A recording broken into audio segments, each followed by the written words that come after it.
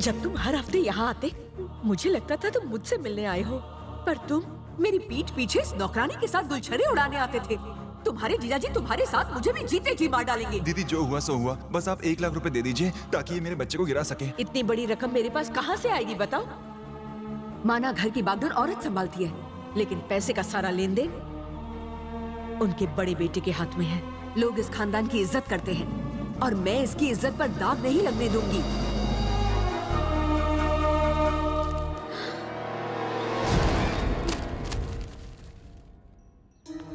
इतना पैसा तेरे पास कहां से आया? चोरी चकारी करनी शुरू कर दी है? नहीं साहब। तो बता इतना पैसा आखिर तुझे किसने दिया? मैं तुझसे कुछ पूछ रहा हूँ। पैसे मैंने दिए थे पिताजी। क्यों दिए? अबॉर्शन कराने के लिए पिताजी। ए, तू क्या खड़ी खड़ी सुन रही है? पैसे उठाओ, निकल यहाँ से।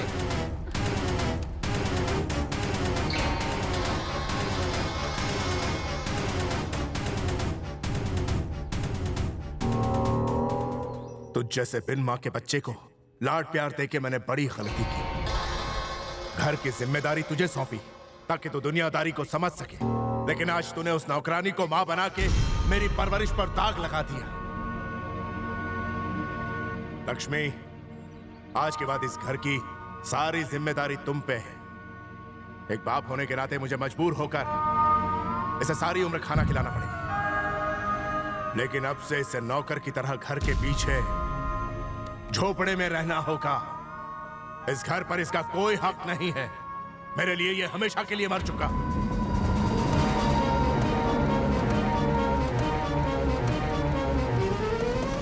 दीदी, सांप भी मर गया और लाठी भी नहीं टूटी।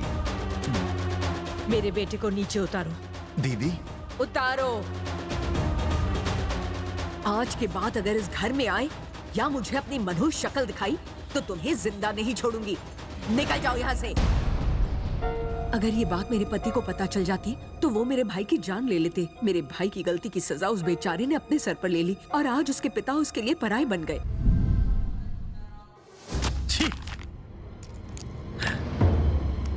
सुनने में आया है कि सोशल वर्कर हरिश्चंद्र प्रसाद अपनी सारी दौलत स्टील फैक्ट्री लगाने में फूंक रहा है। वो सब कुछ दांव पर लगा रहा है और सुना है कि बाहर से बढ़िया मशीनरी मंगवा रहा है। जमीन देने के लिए उसने हमें अर्जी लिखी है। आज वो जमीन तेरे हाथों से खिसक कर उसके पास जाने वाली है। वो जमीन जिसपे तू सालों से राज करता आ रहा है।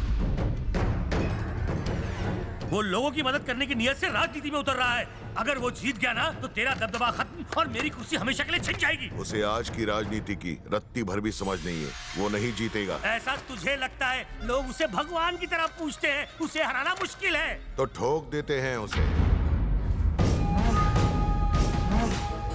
सोशल वर्कर्स और एक्टर्स लोगों को राजनीति में नहीं पड़ना चाहिए और अगर वो फिर भी इसमें कदम रखे तो उनके पैर काट देने चाहिए।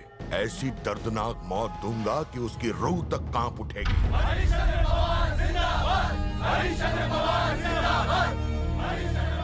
मुझे और मेरे परिवार को इतना प्रेम और सम्मान देने के लिए मैं आप सबका आभारी हूं। राजनीति में उतरकर मेरा तात्पर्य आप लोगों की वाहवाही लुटना नहीं, बल्कि आप लोगों का जीवन संवारना है। अपना काम काज छोड़कर आप लोगों को यहाँ आने की जरूरत नहीं है। मैं खुद चलकर आपके पास आऊंगा। सर, मैं इस इलाके का इंस्पेक्टर हूँ, फिर भी आपको सिक्योरिटी नहीं दे सकता, मगर वक्त आने पर आपके लिए अपनी जान तक दे सकता हूँ।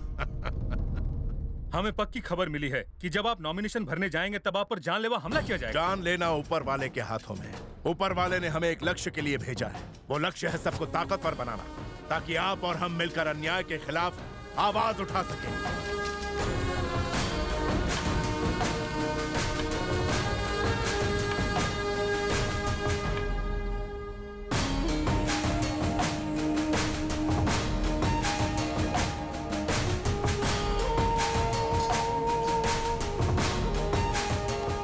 मेरे साथ सिर्फ ड्राइवर और एक गवाह जो पेपर्स पर साइन करेगा। उसके अलावा इलेक्शन ऑफिस में और कोई नहीं जाएगा। सुनिए, लोग आपके साथ आना चाहते हैं लेकिन आप सबको मना कर रहे हैं। कोई बात नहीं, लेकिन कम से कम आज तो अपने बड़े बेटे को अपने साथ ले जाइए। लक्ष्मी, मैं इस रिश्ते को सालों पहले खत्म कर चुका हूँ। ना वो मेरा बेटा है और ना ही मैं उसका बाप।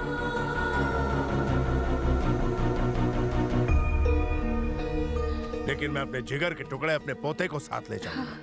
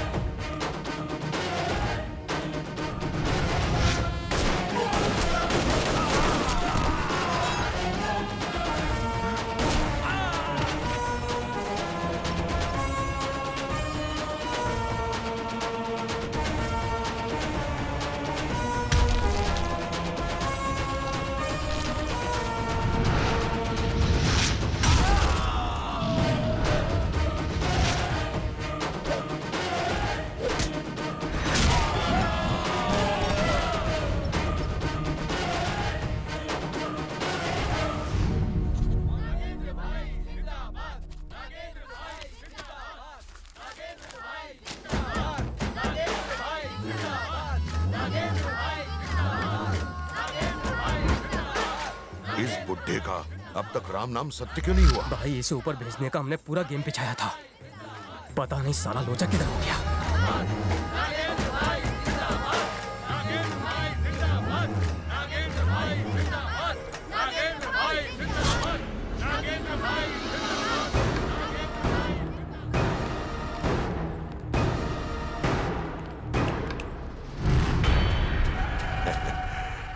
भीड़ से डर गया क्या?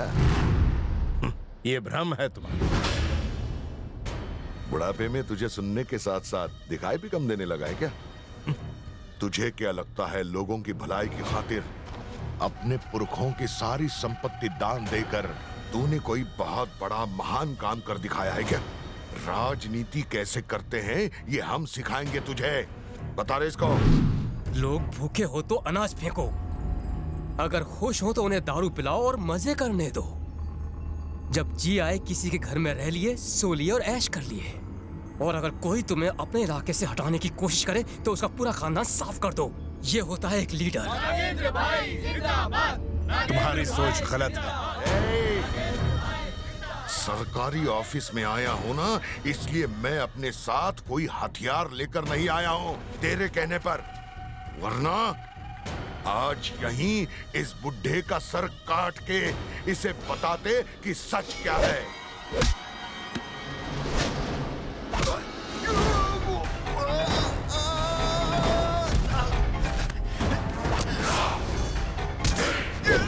मुझे छोड़ दीजिए सर, मेरा परिवार सिर्फ आपकी वजह से ही जिंदा है। अगर आप जीते तो ये पूरा शहर खुशहाल हो जाएगा। इस कमीने के जुल्म को खत्म करने का इससे अच्छा मौका मुझे फिर नहीं मिलेगा।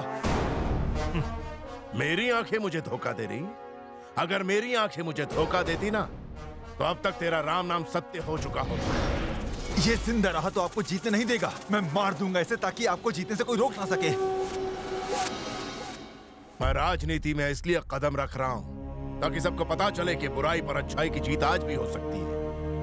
और इसका मजा तब आएगा जब ये उसे देखने के लिए जिंदा रहेगा। जब ये तुझे मारने के लिए आया तब तेरे पीछे खड़ी ये भीड़ तुझे बचाने के लिए एक कदम आगे नहीं आई। लेकिन जरा देखिए, अपने लोगों की जिंदगी बनाने के लिए तुझे रास्ते से हटाने आया था। शायद आज तेरा दिन अच्छा है। अच्छे कर्म उसे कहते हैं जो युगों युगों तक याद रहते हैं। एक सच्चा आदमी जब हथियार उठाता है तो क्रांति आ जाती है। क्या बोला था तूने? लोगों के सामने अनाज फेंकेगा? कई सालों से तू सरकारी जमीन पर अपना हक जमा कर बैठा हुआ है और वहां राज कर रहा है। मैं उसी जमीन पर एक स्टील फैक्ट्री बनाऊंगा, वहां के हर एक आदमी को उसमें नौकरी दूंगा और इतना काबिल बनाऊंगा कि वो तेरे फेंके हुए अनाज को एक नजर देखेंगे तक नहीं। मैं इन्हें इस कदर सुधारूंगा कि वो तेरी शराब को छुएंगे तक नहीं। कोई नशे का गुलाम नहीं होगा। आगे से तुमने किसी लड़की के सामने आंख उठा कर देखा तो घरों के सामने गमलों की जगह तुम्हारे कटे हुए सिर टंगे मिलेंगे। जिस जगह प्यार होता है उसके आगे कोई जातिवाद नहीं टिक पाता। औरत मर्द कंधे से कंधा मिलाकर काम करेंगे। हर बुराई को दूर रखो और बच्चों को शिक्षित बनाओ, पढ़ा लिखा कर उन्हें एक बड़ा आदमी बनाओ, ताकि कल जाके वो इतना नाम करे कि सारी दुनिया में हमारा सर गर्व से ऊंचा हो जाए। और तुझ जैसे शैतान मुझे रोक नहीं सकते, ये बात गांठ बांध लो। धीरे धीरे आजमगढ़ में एक क्रांति की हवा चलने लगी। उस क्रांति का नाम था हरिश्चंद्र। हरिश्चंद्र एक सच्चे नेता की तरह उभरे, एक ऐसा नेता जिसे न तो सत्ता का लालच था न पैसों का। वो जिसे चाहते उसे मिनिस्टर बना देते, जब चाहते अपने चुने हुए मिनिस्टर से इस्तीफा ले लेते। गांव में बड़ी बड़ी इंडस्ट्रीज आई, रोजगार आया, शिक्षा आई। जो हाथ पहले तलवार उठाकर एक दूसरे को मारने काटने के लिए उठते थे, वही अब एक दूसरे को थामकर गांव की तरक्की में जुट गए। पूरा गांव मानो एक मंदिर बन गया था, जिसके भगवान थे हरिश्चंद्र।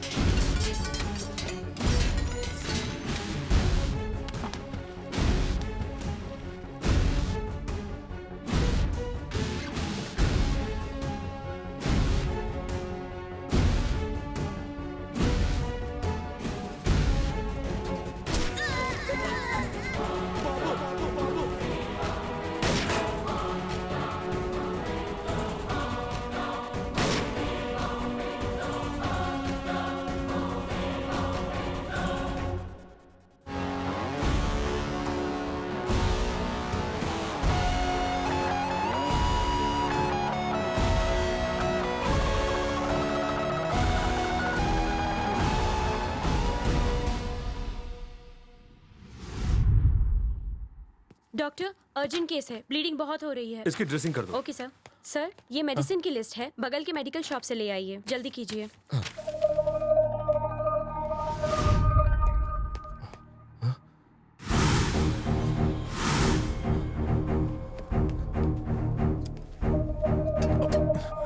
सिस्टर, मेरा भतीजा कहाँ है? मुझे नहीं पता।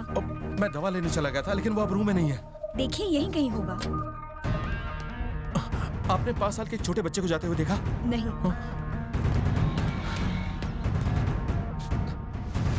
लोहा गर्म था और मैंने हथौड़ा मार दिया, जिंदगी भर का जख्म दे दिया। आगे बताओ क्या करना है? हमें हरिश्चंद्र की मौत चाहिए, मौत। थोड़ा सब्र करो, सब्र। कहते हैं सब्र का फल मीठा होता है। कौन है ये? रामकृष्ण प्रसाद का बेटा।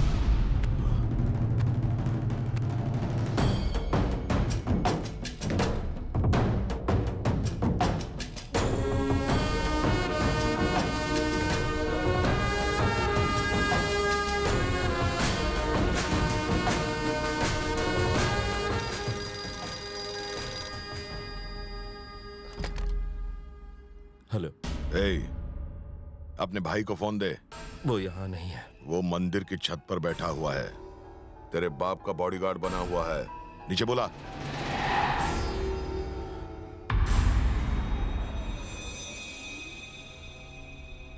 अरे जल्दी बुला। अगर देर कर दी तो तेरे भतीजे को हमेशा के लिए सुला दूंगा।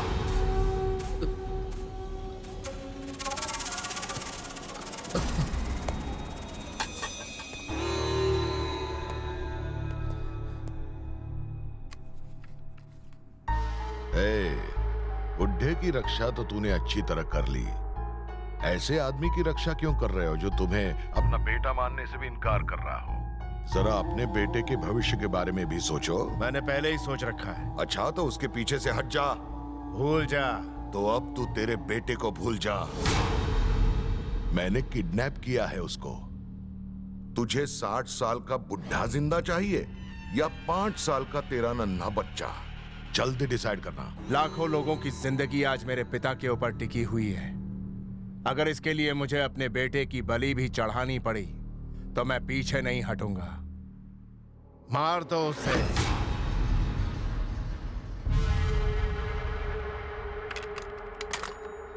भैया, मेरा बेटा मरा नहीं। सबसे कहना वो कहीं खो गया है। इस उम्र में बाबूजी ये सदमा सह नहीं पाएंगे।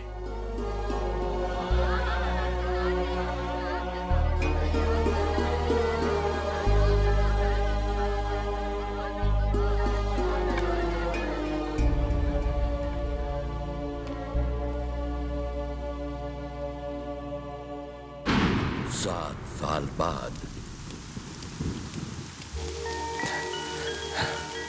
मैं एक अनाथ हूं। आजा।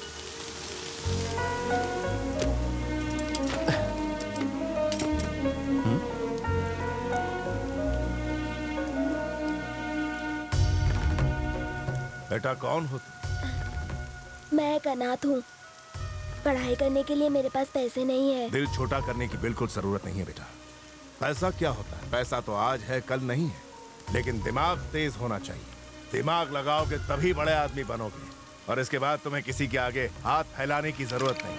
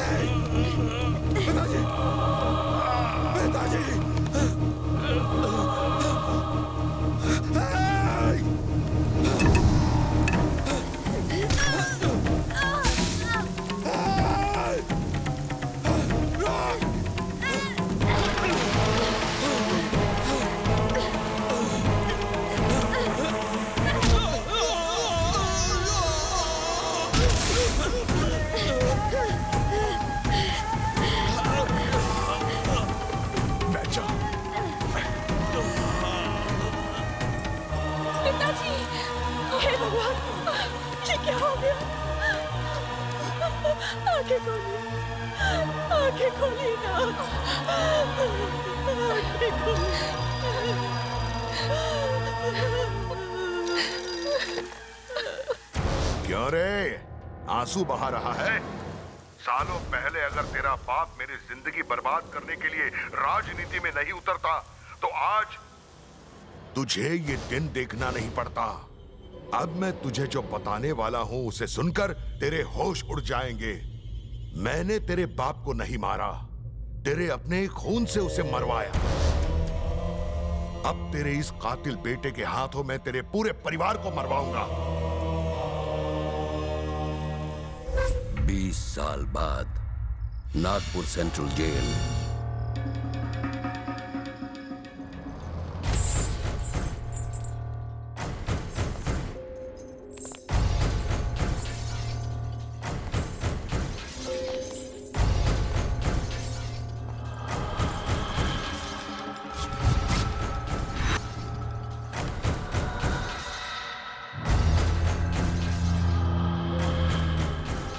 इसे जानवरों की तरह जंजीरों से क्यों बांध रखा है? ये भी हमारी तरह इंसान है। चलो इसकी बेड़ियां खोलो। जंगली जानवर को बेड़ियों में ही जकड़ कर रखा जाना चाहिए सर। रूलिंग पार्टी के लीडर से बात कर रहे हो तुम? तुम्हारा ये डीजीपी भी पानी भरता है मेरे आगे। इसे खोलना है या सस्पेंड होना है? मुझे इससे पूछताछ करनी है। तुम सब यहां से जा सकते हो। तुमने रामकृष्ण प्रसाद को मारने की कोशिश की, जो कि आजमगढ़ के आसपास की 11 कॉन्स्टिट्यूएंसीज पर राज करता है। तुमने 11 बार जेल से भागने की नाकाम कोशिश की। अब आज तुम्हें उसे मारने का मौका मिल रहा है। हम और हमारा पूरा सिस्टम तुम्हारे साथ है। उसे मारने पर तुम्हारा बदला पूरा हो जाएगा और हमारी पार्टी 11 कॉन्स्टिट्यूएंसीज पर जीत जाएगी और अगली सरकार फिर से हमारी बनेगी। उसको मारने के बाद तू मेरा एनकाउंटर करवा देगा और मीडिया बुला के ये पब्लिसिटी करवाएगा कि तुमने रामकृष्ण प्रसाद के कातिल को 24 घंटे के अंदर एनकाउंटर में ढेर कर दिया और अगला इलेक्शन जीत जाएगा। क्यों, यही प्लान है ना? नागेंद्र, डीजीपी ने तो कुछ इसी तरह का प्लान बनाया था। लेकिन मैं तुमसे एक वादा करता हूं, जैसे ही हमारी यहां नई सरकार बन जाएगी, हम मर्सी पिटिशन का सहारा लेकर तुम्हें इन बेड़ियों से आजाद करवा देंगे और हम तुम्हें बना देंगे आजमगढ़ का बेताज बादशाह।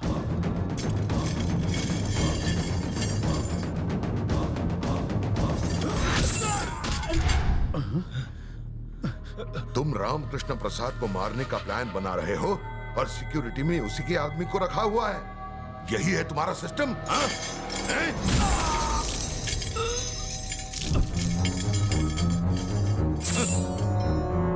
आजमगढ़ में राम कृष्ण प्रसाद को कोई हाथ तक नहीं लगा सकता।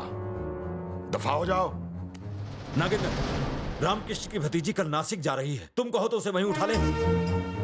जो आदमी दूसरों के लिए कुछ भी कर सकता है, वो अपने परिवार की सुरक्षा के लिए वहां जरूर आएगा। अगर तुम उसे आजमगढ़ के बाहर ले आए तो बाकी मुझ पर छोड़ देना कि उसे ऊपर कैसे पहुंचाना है।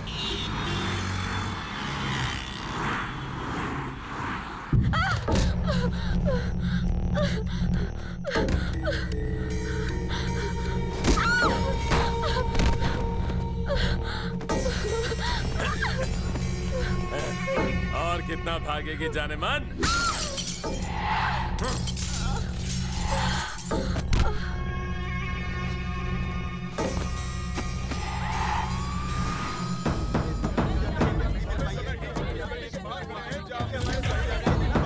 हाँ राजेश, हम इस वक्त केंद्रीय मंत्री नितेश पाटिल के घर के सामने खड़े हैं। कल रात निकिशा नाम की युवती की लाश मिली है। खबर मिल रही है कि ये मर्डर नहीं सुसाइड है, लेकिन निकिशा के पिता ने मीडिया के सामने बयान दिया था कि उनकी बेटी का बेरहमी से कत्ल किया गया है और कातिल कोई और नहीं, नितेश पाटिल का बेटा संजय पाटिल है। बाकी की जानकारी ब्रेक के बाद।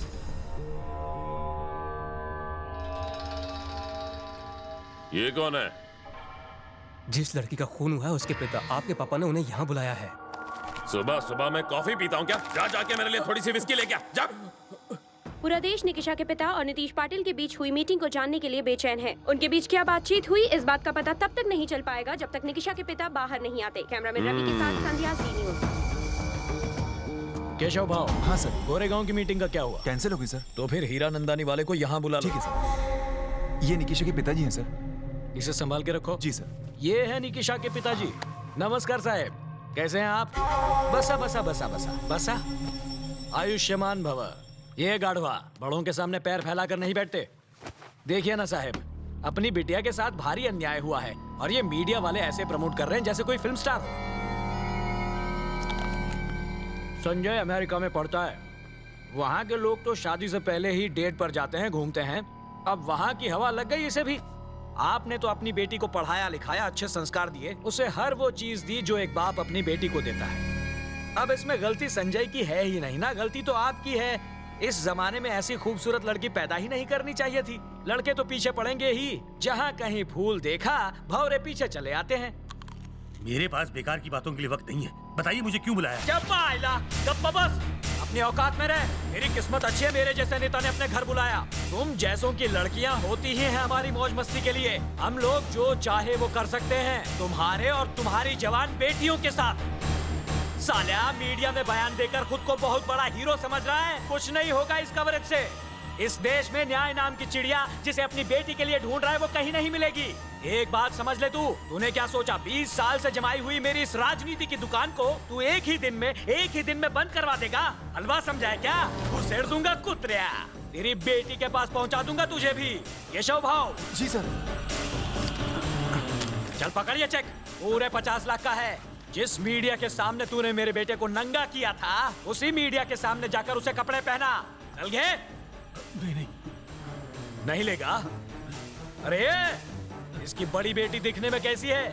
वो तो उस मरी हुई से भी ज्यादा माल है पप्पा। अक्कल आली तुला। इसको फिक्स डिपॉजिट में डाल, बुढ़ापा आराम से कट जाएगा। चल निकल। आयुष्मान भवा। केशव भाव। जी सर। जरा कान साफ कर लो। उस न्यूज चैनल वाले को बुला लो। सर प्लीज बताइए, आप मंत्री जी से मिलने क्यों आए थे? आपको मंत्री जी ने क्यों बुलाया था? क्या आपको न्याय मिलने की उम्मीद है? बताइए। उनका कहना है कि संजय के अंदर कोई बुरी आदत नहीं है। आपका इस बारे में क्या कहना है? बताइए ना सर। मैं आपके सामने सब कुछ सच सच कहना चाहूंगा। मेरी बेटी बिगड़ गई थी। रात भर पब में घूमना, उसे नशे की लत लग गई थी। उसी नशे की हालत में उसने आत्महत्या कर ली। खैर अब तो मेरी बेटी वापस नहीं आ सकती, इसलिए मैंने सोचा क्यों ना उसकी मौत से थोड़े पैसे कमा लिए जाए, अमीर बना जाए। इसलिए मैंने मिनिस्टर की बेटी पर गलत इल्जाम लगाया। देखा आपने, एक मिडिल क्लास आदमी ने अपनी औकात दिखा दी। उसने अपनी बेटी की मौत से भी पैसा कमाने का मौका नहीं छोड़ा। बेचारे उस सीधे साधे मिनिस्टर के बेटे पर इल्जाम लगा दिया। एक बार फिर यह साबित हो गया कि गरीब अमीर की दौलत और नाम से जलते हैं। Over to studio. Party worker celebrate कर रहे हैं। अरे दरवाजा बंद कर रहे। MDTV की तरफ से आपको congrats sir. Thank you sir. क्या मैं आपसे एक पर्सनल सवाल पूछ सकता हूँ सर? प्लीज मना मत कीजिएगा। पूछो ना। सुना है आपका हट्टा कट्टा बेटा नामर्द है। मैं नहीं कह रहा हूँ, सुना है मैंने। कितनी बुरी बात है। अब आप ही बताइए, एक नामर्द रेप कैसे करेगा? आप जनता को सच बताइए ना सर। जिस साले ने ये खबर दिखाई है उसकी बहन को भेज मेरे पास, फिर देखना भरी मीडिया के सामने मैं बता दूंगा मर्द कौन है और नामर्द कौन है।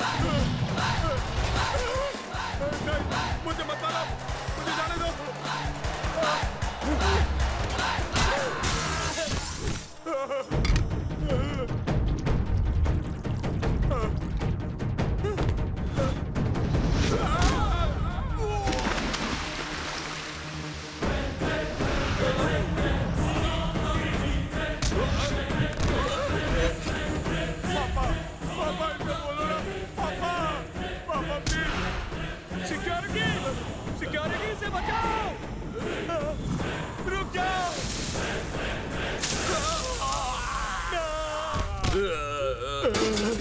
की काली करतूतों को ढकने के लिए तूने कईयों के मुंह बंद किए। वैसे भी तुझ जैसे घटिया आदमी के पास दौलत के नाम पर कागज के नोट हैं। एक सुपारी लेने वाले के भी अपने कायदे कानून और अपने कुछ उसूल होते हैं। क्या तुम एक किलर हो? मेरे बेटे को मत मारो, जितने पैसे कहोगे मैं दे दूंगा। जिस तरह मौत को पैसों से रोका नहीं जा सकता, उसी तरह मुझे खरीदा नहीं जा सकता। तुम्हारा काम गंदगी फैलाना है और मेरा काम गंदगी खत्म करना। सच कहूं तो तेरी जिंदगी की सबसे बड़ी गलती ये है कि तूने इस हैवान की हैवानियत को रोका नहीं। रुको, उसे मत मारो, मैं तुम्हारे हाथ जोड़ता हूँ। मैं मीडिया के सामने आकर सारी सच्चाई बता दूंगा। सभी लोग सुनो। हेलो, मिनिस्टर साहब अपना बयान देने वाले हैं। ये केबल और कैमरे से कनेक्ट करो। महाराष्ट्राच्या जनतेला माझा नमस्कार। मेरे बेटे संजय पाटिल ने निर्दोष निकिशा का रेप करके उसकी हत्या की थी। निकिशा के पिताजी को बुलाकर उन्हें डरा धमकाकर मीडिया के सामने गलत बयान देने पर मैंने मजबूर किया था, लेकिन अब मेरी आंखें खुल गई हैं। मेरे बेटे ने जो अपराध किया है उसमें उसका साथ दिया, इसलिए मैं भी अपराधी हूँ। मैंने इस अपराध के लिए खुद को सजा दी है। इतना ही नहीं, मैंने अपने बेटे को भी सजा दी है।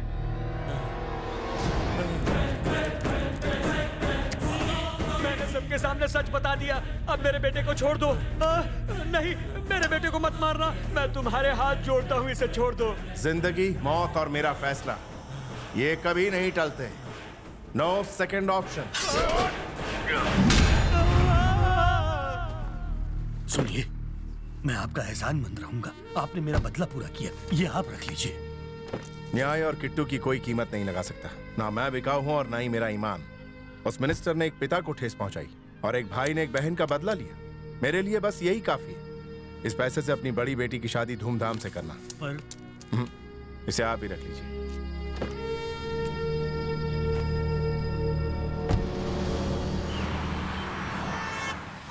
चाहे कोयले की खान में हो या ईश्वर के गहनों में, हीरा हीरा होता है। धन्य है तुम्हारे माँ बाप जो तुम जैसा बेटा मिला। ऐसे कह रहे हैं जैसे आप मेरे माँ बाप को अच्छे से जानते हैं। अब अगर उन्हें जानता होता तो तुम्हें कब का उन्हें सौंप दिया होता। तुम 5 साल के थे जब मुझे मिले थे, बस तब से तुम मेरे साथ ही रह रहे हो।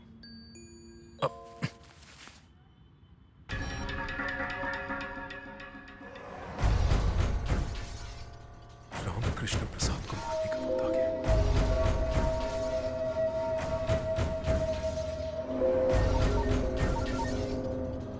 मैसेज मिला कि नहीं? मैं 10 मिनट में फोन करता हूँ। कौन है? पुराना दोस्त है।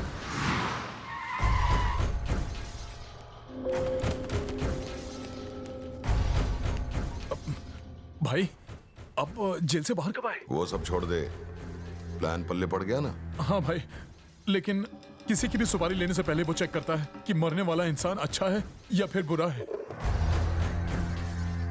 अगर उसे पता चलेगा कि अगली सुपारी वो अपने बाप को मारने के लिए रहा है, तो वो हमारे खिलाफ होकर हमारा ही काम हमेशा के लिए तमाम कर देगा। इस काम के लिए वो सही नहीं रहेगा भाई। ये काम किसी और से करवाते हैं।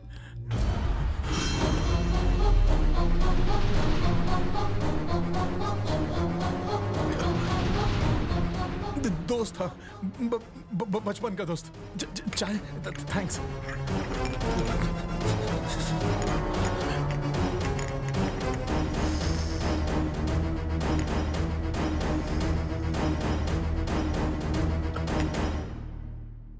जानता हूं मेरी बात सुनने के बाद तुम्हारे दिल में बहुत सारे सवाल उठने लगे होंगे। एक बड़े घराने के संस्कारी बच्चे को मैंने एक हत्यारा बना दिया। तुम्हारे पिता आजमगढ़ के नामची नेता हैं, जिन्हें लोग देवता की तरह पूजते हैं। आज तक ऑपोजिशन वाले तुम्हारे पिता को इलेक्शन में हरा नहीं पाए। हराना तो दूर, उनके आसपास भी नहीं भटक सके। इसीलिए वो उन्हें मारने का प्लान बना रहे हैं। इस फोन में उसकी सारी जानकारी है। जो गलतियां मैंने की थी उसके प्रायश्चित का दिन आ गया है। हो सके तो मुझे माफ कर देना। हमारा साथ यहीं तक का था बेटा।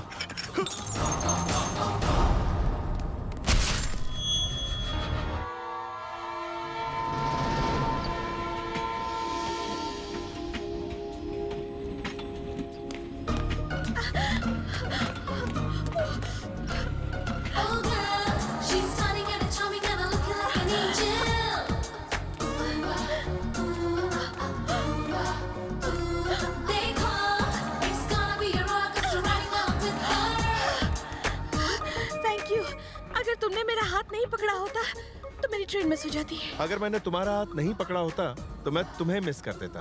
क्या? मतलब अगर सही वक्त पर हाथ नहीं पकड़ता तो मेरी लाइफ की पटरी में तुम एंट्री नहीं मारती। Excuse me.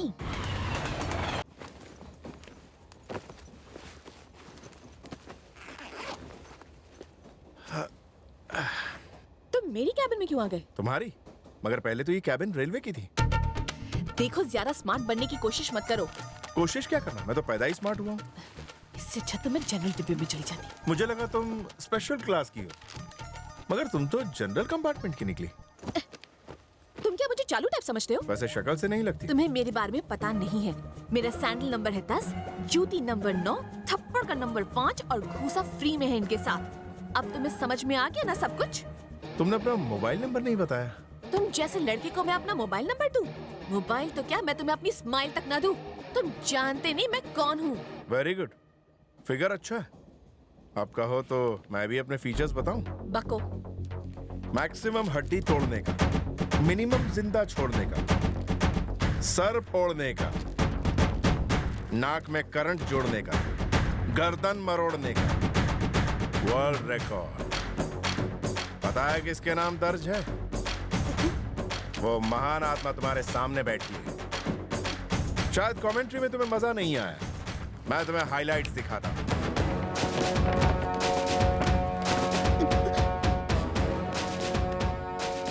इन लोगों ने तुम्हारा क्या बिगाड़ा है?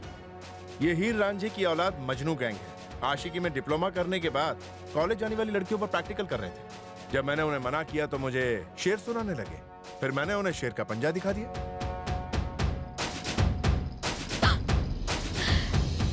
ये लड़की कौन है और इसकी नाक पे इतना गुस्सा क्यों है? सोनिया। धांसू है ना? पब्लिक में मारधाड़ करने के लिए उसने मेरे खिलाफ पुलिस कंप्लेंट करके मुझे जेल करवा दी। जब सच्चाई का पता चला तो उसे गलती का एहसास हुआ और उसने मेरी बेल करवा दी। फिर उसने सॉरी बोला होगा। हाँ बोला, और मैंने उसे माफ कर दिया। तब तो वो बहुत खुश हुई होगी। वो तो खुश नहीं हुई, पर तुम बड़ी खुश लग रही हो। ओहो, बताओ ना फिर क्या हुआ। खुद ही देख लो। मुझसे गलती हो गई थी, इसलिए मैंने तुम्हारी बेल करवाई। इसके अलावा हमारे बीच और कुछ नहीं है। मेरे ज्यादा पास आने की, मुझसे दोस्ती करने की, प्यार दिखाने की या मेरी बेमतलब तारीफ करने की कोई जरूरत नहीं, समझ गए? I hate love stories. तो फिर उससे शादी की तुमने? नहीं, उसने मना कर दिया। पर क्यों? मुझे कल ही पता चला कि सोनिया को कैंसर है और इस वक्त हॉस्पिटल में उसकी ट्रीटमेंट चल रही है। क्या कहा? हाँ, सिर्फ 1 हफ्ते की मेहमान, ऐसा डॉक्टर का कहना है। मैं उससे शादी करने जा रहा हूँ क्योंकि सोनिया एक सुहागन के रूप में मरना चाहती है। ये उसकी आखिरी इच्छा है। हैंडराइटिंग अच्छी है तुम्हारी? तुम्हारी मूछें भी अच्छी हैं। क्या लिख रही?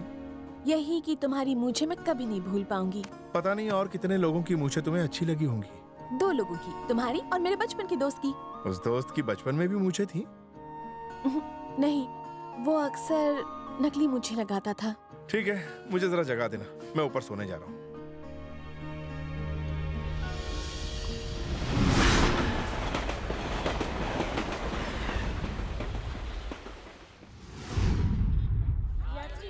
अरे सुनो, हेलो, एक्सक्यूज मी, मेरी एक छोटी सी रिक्वेस्ट है। हाँ बोलो ना।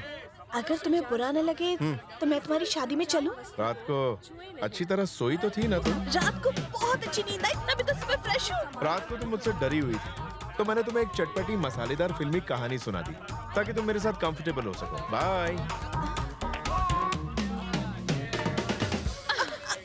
हाँ, 1 मिनट।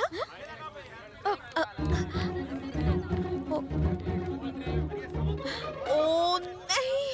अरे पूजा, तुम किसे ढूंढ रही हो? तुम्हें भी अभी आना था, थोड़ा ट्रैफिक में नहीं फंस सकती थी? तुम्हारी वजह से मेरे बचपन का दोस्त चला गया। मेरे अलावा और कौन तुम्हारा बचपन का दोस्त है? अरे वो मुझे ट्रेन में मिला था, बिल्कुल मेरे अंकल जैसी शक्ल थी उसकी, वही आंखें, वही होठ। मुझे लगता है वो मेरे अंकल का बेटा जो बचपन में खो गया था। ओहो, फिर से वही स्टोरी रिपीट टेलीकास्ट शुरू मत करो प्लीज। 25 साल से हम उसी लड़के को ढूंढ रहे हैं, अब तो हर लड़का हमें वही लगता है। बहुत हो गया तुम्हारा मजाक, हमारी फ्रेंडशिप आज से ओवर। मेरे सारे गिफ्ट लौटा दो अभी के अभी। गुस्सा क्यों करती है? सॉरी यार।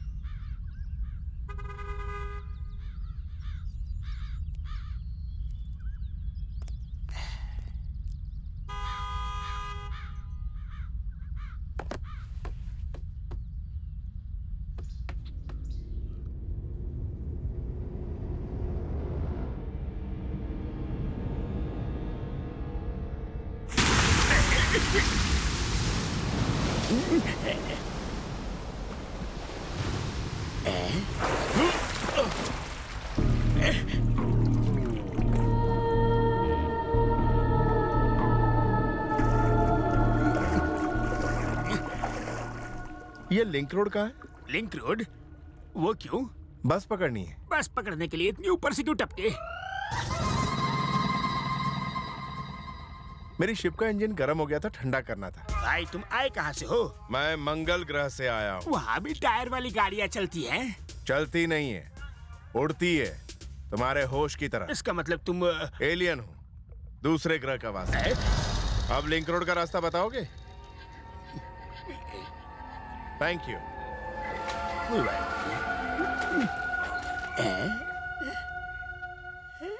लोग कहते हैं दुनिया में एक शक्ल के 7 इंसान होते हैं। वही लड़का तुम्हारे अंकल का बेटा है, ये कैसे पता चलेगा?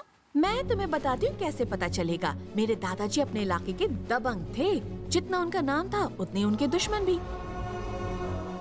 जब मेरा दोस्त 5 साल का था तो मेरे दादाजी के साथ एक कैंपेन में गया था और दादाजी का दुश्मन उनका पीछा कर रहा था और उसने उन पर गोली चला दी।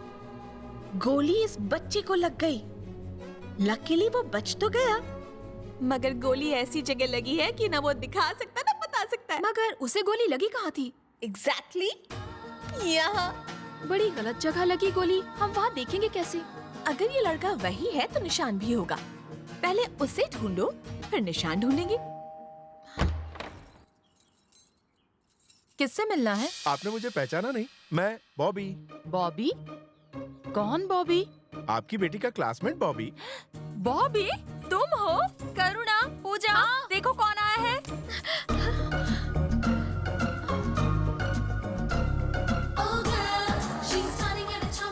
पहचाना नहीं? यही वो बॉबी है। बचपन में इसी ने तुम्हारे पापा की मूंछ छुड़ाई थी। कितना बड़ा हो गया है बॉबी। तुम सच में बॉबी हो? हाँ। और तुम? तुमने मुझे पहचाना नहीं? मैं पूजा और ये करुणा। मैंने तुम्हें देखा था तभी पहचान गई थी। तुम बचपन में छोटे थे, अब कितने लंबे हो गए हो? डबल हो गए हो। अच्छा ये बताओ, इतने सालों बाद हमारा एड्रेस कहाँ से मिला?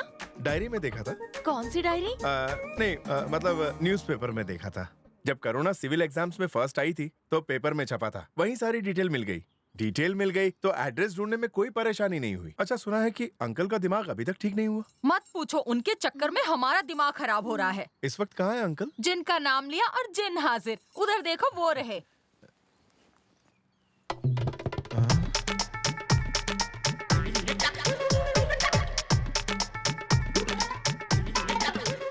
अरे ऐसे दूर से क्या घूर रहे हो? कभी आदमी नहीं देखा? ये करुणा का दोस्त है। जाओ जाके गेस्ट रूम को साफ कर दो और उसके बाद जाके बर्तन और कपड़े भी धो देना।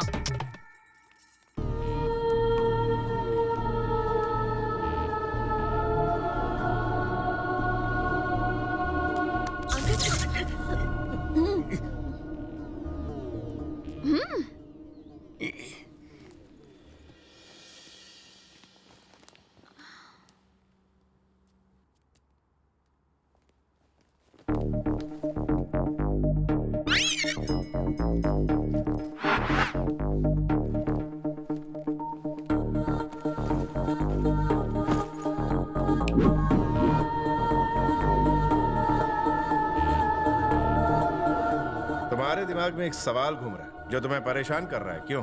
हाँ, तुम्हें कैसे पता चला? डॉक्टरेट किया है in face reading from minded university. पृथ्वी वाले गूगल सर्च में सर्च करते हैं और हम सर्च में रिसर्च करते हैं। अच्छा, तो मेरे दिमाग में कौन सा सवाल घूम रहा है? सिर्फ सवाल नहीं, तुम्हारा दिमाग भी घूम रहा है कि एक एलियन मेरे जैसे गधे की बेटी का दोस्त कैसे हो सकता है। सही कहा ना? एक्चुअली महंगाई बहुत बढ़ गई है।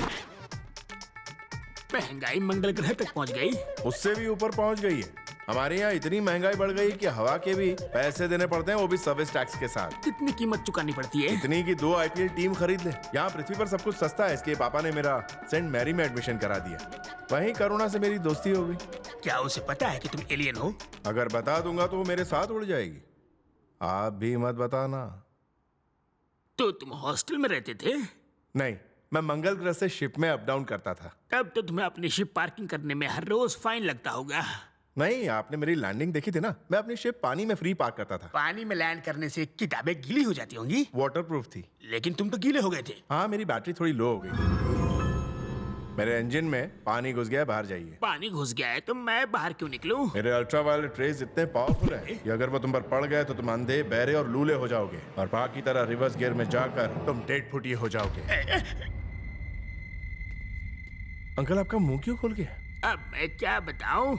मुंह खुल गया और मेरी आंख भी खुल गई।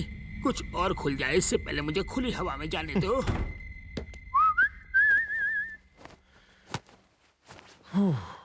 अरे अरे रुकिए रुकिए। क्या हुआ? इस बाथरूम का नल थोड़ा खराब है। दूसरा बाथरूम यूज कर लीजिए। कहाँ है दूसरा वाला? उधर। मुझे बहुत डर लग रहा है। कोई हॉरर फिल्म नहीं, निशानी तो देखना है।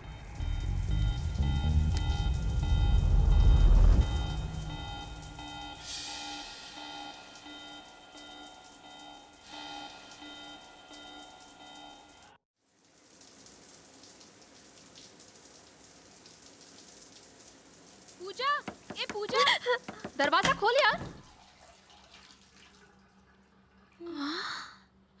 अरे ये क्या हाल बना रखा है? निशान देखा कि नहीं? नहीं देखा। अरे निशान नहीं देखा तो और क्या देखा?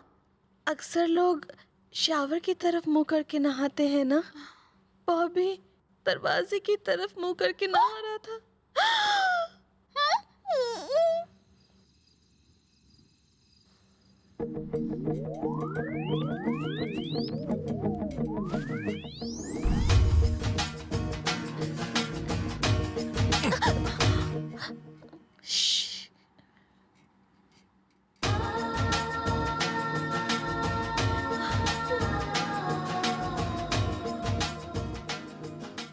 इतना अंधेरा क्यों है भाई? सही बात बन जाएगी। अपनी आंखें तो खोली नहीं। अरे पूजा, डैडी आ रहे हैं, चल भाग यहाँ से।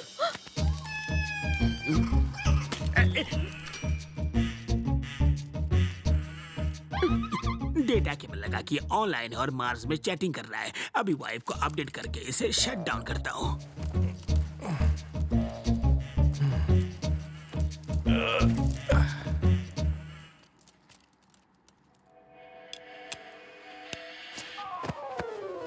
क्या उल्लू की तरह जाग रहे हो? तुम्हें राज की बात बताता हूँ। ये देखो केबल, इसे लगाकर ये मार्स की लड़कियों से चैटिंग कर रहा है। इसे कान में लगा के खुद आंखों देखा हाल सुन लो। समझ में तो नहीं आएगा मगर पता चल जाएगा।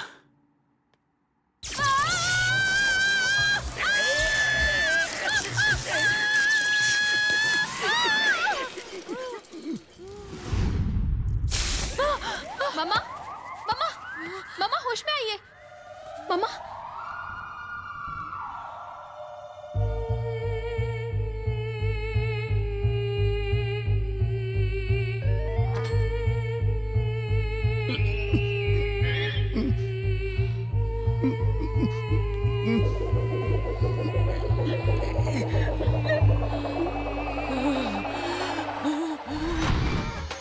तुम्हारा दिमाग है कि चाइना का माल? हमेशा खराब होता रहता है। अब अगर अपना भेजा चलाया ना तो तुम्हें यहाँ से उठा के पागल खाने भेज दूंगी। आज तो मैं बाल बच गए, लेकिन तुम्हारी वजह से मेरे सारे बाल जल गए। तुम लोग चलो, सो जाओ। हाँ चलो, तुम भी चलो। और तुम रात भर मच्छर भगाओ। अगर मुझे एक भी मच्छर काटा ना तो तुम्हारा खून पी जाऊंगी। मैंने केबल छुआ तो मुझे कुछ नहीं हुआ। बीबी ने छुआ तो उसे 440 वोल्ट का झटका क्यों लगा? मार्स में उस वक्त लोड शेडिंग थी। Good night. मार्स पे भी लोड शेडिंग होती है?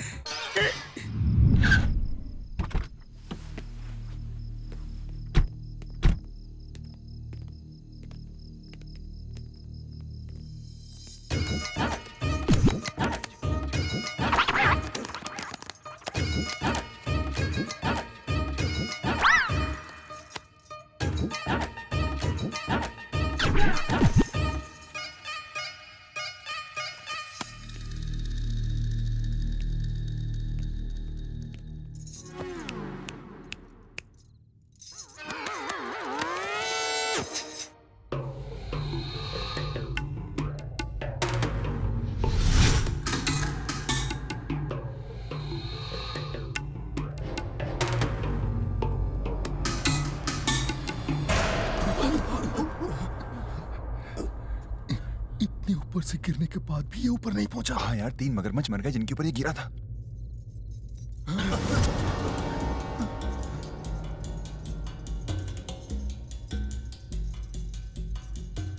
उसे देखकर नानी याद आ गई ना?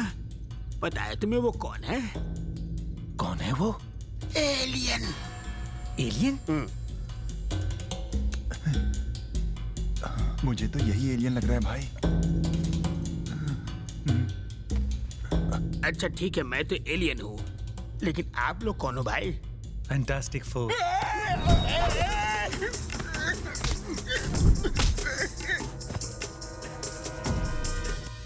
कहाँ गया वो?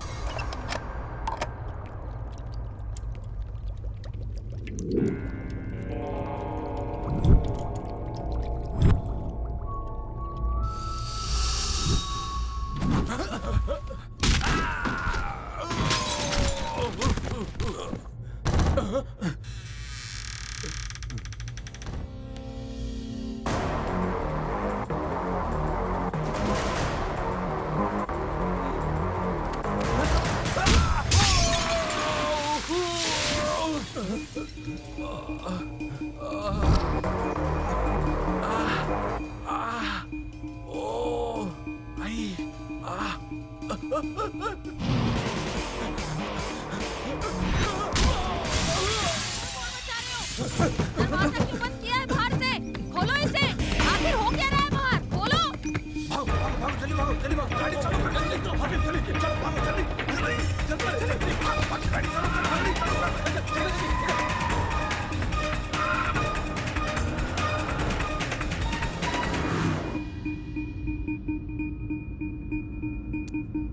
क्या है रे?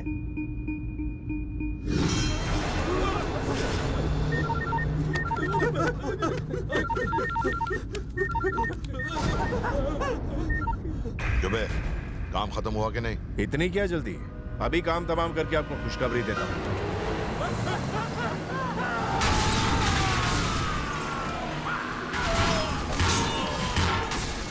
ये आवाज कैसी थी? ये आवाज तेरी तबाही का आगाज है। कौन है तू? वही जो तेरी मौत का कारण बनने वाला है, या यूं समझ ले कि वही जो तेरी मौत बन के आया है। जिसे भेजना है भेज दे, चाहे तो खुद आ जा। मैं तेरी वो हालत करूंगा, तेरी साथ कुछ से देख के हिल जाएंगी, थर-थर कांपने लगेंगी। लड़की को किडनैप कर लिया? नहीं, हम तीनों के अलावा कोई चौथा भी हमारे प्लान के बारे में जानता है, और मैं अच्छे से जानता हूँ वो चौथा शख्स कौन है। इस बार तो उसने लड़की को बचा लिया, लेकिन वो हमारा प्लान किसी को नहीं बता पाएगा। मुझे जेल से निकालने का बंदोबस्त करो, जल्दी। रामकृष्ण प्रसाद के बाप के मरने की बरसी है। अगर हम उसमें शरीक हुए तो लोगों के दिल में हमारे लिए इज्जत बढ़ जाएगी, और अगर उस दौरान वो मर गया तो कोई हम पर शक नहीं करेगा। मैं तो तुम्हारे पागलपन से तंग आ गई हूँ। क्या तोड़-फोड़ मचा रहे हो? दरवाजा क्यों बंद किया है बाहर से? खोलो इसे। क्या चल रहा है? दरवाजा खोलो, खोलो। आखिर हो क्या रहा है बाहर?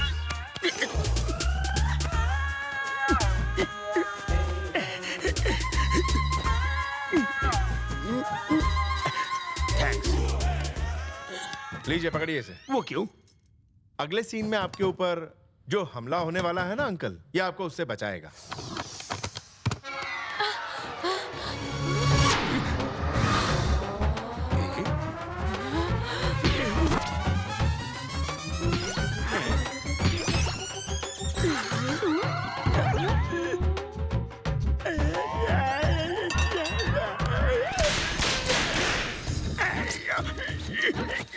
तुम्हारा दिमाग है कि चाइना का माल बार बार खराब हो जाता है। तुम्हारा तो रिप्लेसमेंट भी नहीं हो सकता। तो ऑनलाइन शॉपिंग में बेच दो ना, उसमें तो ऐसे डिफेक्टिव पीस भी बिक जाते हैं। इनको जो खरीदेगा उसे मेंटेनेंस का खर्चा भी देना पड़ेगा।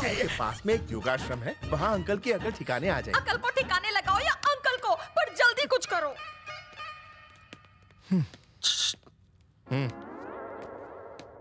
कब जाना है? बड़ी जल्दी है अंकल, थोड़ा वेट कर लो।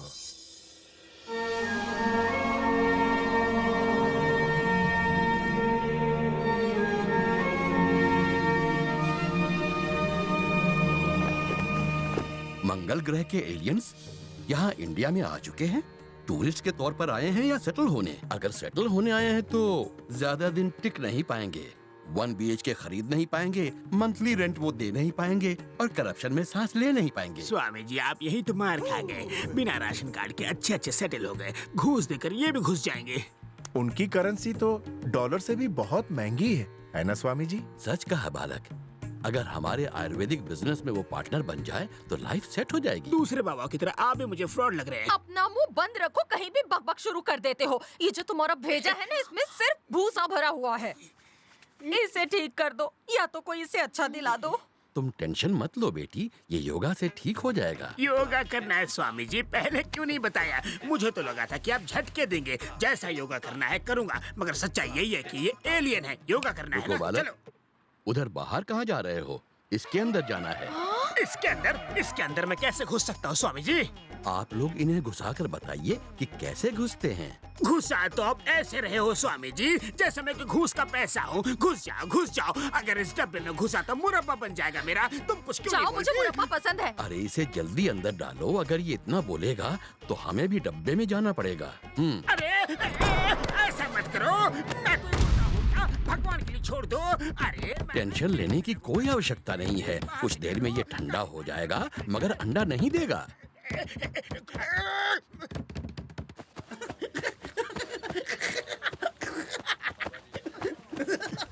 How much? 100 rupees, sir. Okay.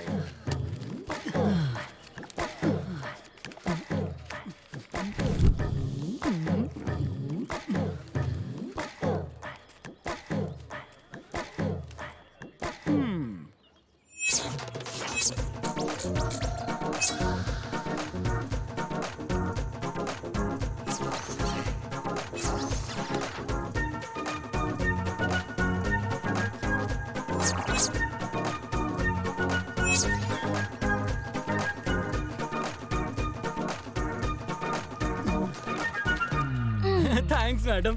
हाँ? मैडम, जेब काटूं मैं और मलाई खाएंगी आप? ईमानदारी भी कोई चीज होती है। अब मैं जा रही हूँ पिज्जा खाने, रोक सको तो रोक लो। स्टॉप! तुम्हें तो पोलियो हुआ था ना? हाथ पैर इतनी जल्दी ठीक हो गए तुम्हारे? कहो तो कटिंग करवा दूं? जैसा मैं कह रही हूँ वैसा करो, नहीं तो जेब कतरों की किताब से तुम्हारा चैप्टर क्लोज कर दूंगी। नहीं मैडम, चैप्टर खुला रहने दीजिए, इसका हम 50-50 कर लेते हैं। मुझे तुम्हारे जैसा पार्टनर नहीं चाहिए। Thank you madam. तुम्हें एक आदमी के पीछे के कपड़े काटने हैं। पीछे के? और तभी मिलेगा तुम्हें ये पर्स। एग्जैक्ट लोकेशन बताइए ना मैडम। अपना बायां हाथ अपने पीछे रखो। हाँ, बचपन से ही ऐसे ही अभी अभी बिगड़ी है।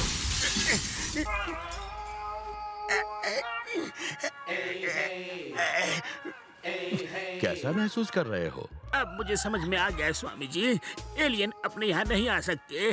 स्वामी जी, इनका दिमाग ठीक तो हो गया है ना? ये माँ का लाडला अभी तो सुधर गया है, मगर आगे अगर किसी तरह का कोई लक्षण दिखे तो इन्हें फिर से मेरे पास लेकर आ जाना। अगली बार इससे भी छोटे डब्बे में बिठाकर इलाज होगा। जी स्वामी जी। नहीं स्वामी जी, अब मैं बिल्कुल ठीक हो गया हूँ। आप कहे तो मैं कमर सीधी करके आ जाऊँ। आ जाओ। इस डब्बे ने मेरी कमर का कचूमर बना दिया है। आराम से। उसका काटना है।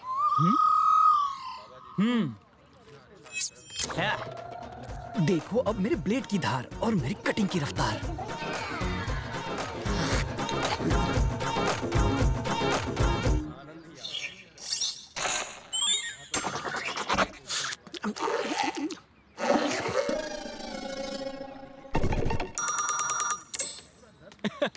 मैडम, लोकेशन क्लियर है, शूटिंग कर सकती हो। तुमने गलत आदमी का बैंड बजा दिया, बगल वाले का फाड़ना था। अरे मैडम, क्या लोकेशन है, क्या तिल है। आंटी, अरे तुम्हारे चेहरे का रंग क्यों उड़ा हुआ है? आंटी, वो अंकल। स्वामी जी! अरे मुझे पानी समझ के बचा लो, प्लीज सेव द वाटर। तू तो गया। मर गई। क्या है ये? चश्मा उतार के देख, ब्लेड है। किस काम में आता है ये? बेटा, इसे छोटा मत समझ, ये ऑलराउंडर चीज है। ये शेविंग के साथ साथ अर्निंग के भी काम आती है। इसके और क्या क्या टैलेंट है? तू क्या टैलेंट हंट कर रहा है? बच्चा, ये ब्लेड ब्लड निकाल देगा।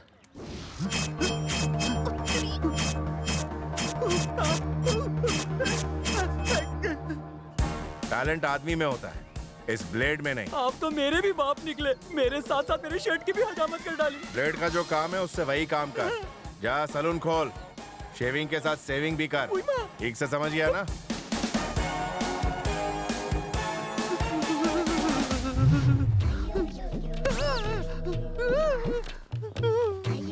हो गया ना टैलेंट का कबाड़ा। शुक्र है कि इस ब्लेड ने उसके कपड़ों को नहीं टच किया, वरना मैडम आज मेरी भी कटिंग इस कपड़े के मच्छरदानी जैसी हो गई होती। गया तो था वन पीस बनकर और लौटा हूँ कट पीस बनकर। आज का दिन ही खराब है। एक पर्स मारा था, वो भी आपने मार लिया। क्यों ना हम उसका 50-50 करके निकल ले। सॉरी, तुम जैसे जेब कतरों की वजह से ही हमारे देश का नाम दुनिया भर में बदनाम है। मैंने वो पर्स उस फॉरेनर को लौटा दिया। Incredible India. जय हिंद।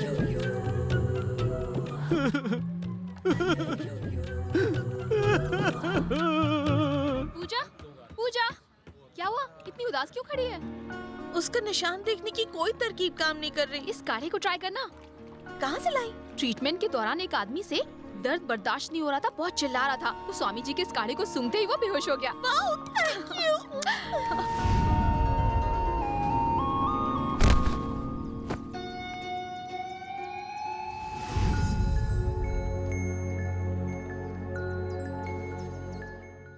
यकीन हो गया ना वो मेरे अंकल का ही बेटा है? 200%। पूजा, हाँ? तुम दोनों यहाँ बैठे और मैं तुम्हें ढूंढ ढूंढ के थक गई। तुम्हारे अंकल कब से तुम्हारा नंबर ट्राई कर रहे थे। दादाजी की डेथ एनिवर्सरी है, भूल गई? मैं तो भूल ही गई थी।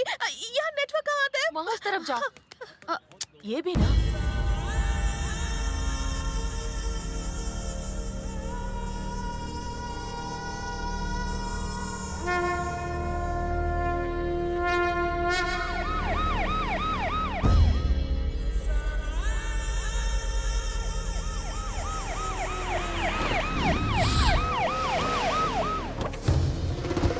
ये हमारे देवता स्वरूप नेता की पुण्यतिथि है। जैसे शैतान हमें यहाँ नहीं चाहिए, चले जाओ यहाँ से। सूरत लेकर यहाँ से निकल जाओ।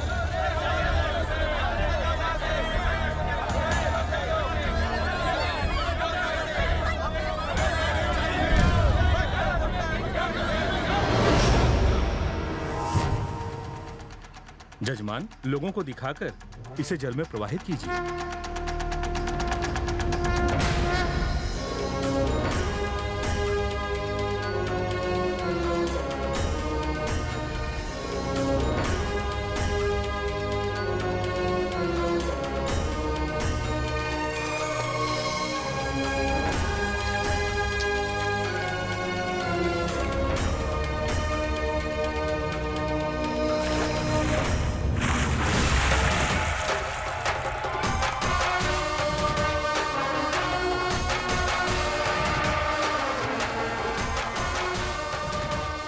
डीजीपी, मुझसे नहीं होगा। तुम ही बताओ कि हम लोग क्यों आए हैं यहाँ। वो मेरी बात नहीं मानेंगे, आप ही बात कीजिए। मैं आपको ऐसी खुशखबरी सुनाने आया हूँ जिससे आप और यहाँ सारे लोग खुशी के मारे पागल हो जाएंगे और मैं धन्य हो जाऊंगा। आपके पिता हरिश्चंद्र प्रसाद जी ने हर भेदभाव को मिटा दिया, हर घर में रोजगार दिया और एक ऐसे महान इंसान बन गए जिन्हें पूरे आजमगढ़ में देवता की तरह पूजते हैं। आज से ठीक 20 साल पहले उनका स्वर्गवास हुआ था। उन्हें यहाँ के लोगों के दिल और दिमाग में हमेशा के लिए अमर बनाने के लिए यहाँ से थोड़ी दूर जौनपुर में 10 एकड़ की जमीन पर मेरी सरकार ने उनकी 72 फीट ऊंची मूर्ति बनाने का फैसला किया है। वो हमारे भी पूजनीय है, बस आप हाँ कर दीजिए। सुनिए, शायद आपने मेरी बात ठीक से नहीं सुनी। 10 एकड़ की जमीन के बीचों बीच 72 फीट ऊंची मूर्ति भारत की सबसे बड़ी मूर्ति होगी ये। एक बात याद रखो, वो 10 एकड़ नहीं बल्कि 32 एकड़ है। वहाँ 8000 परिवार झुग्गी झोपड़ियों में अपना बसर करते हैं, अपने बच्चों का पेट पालते हैं।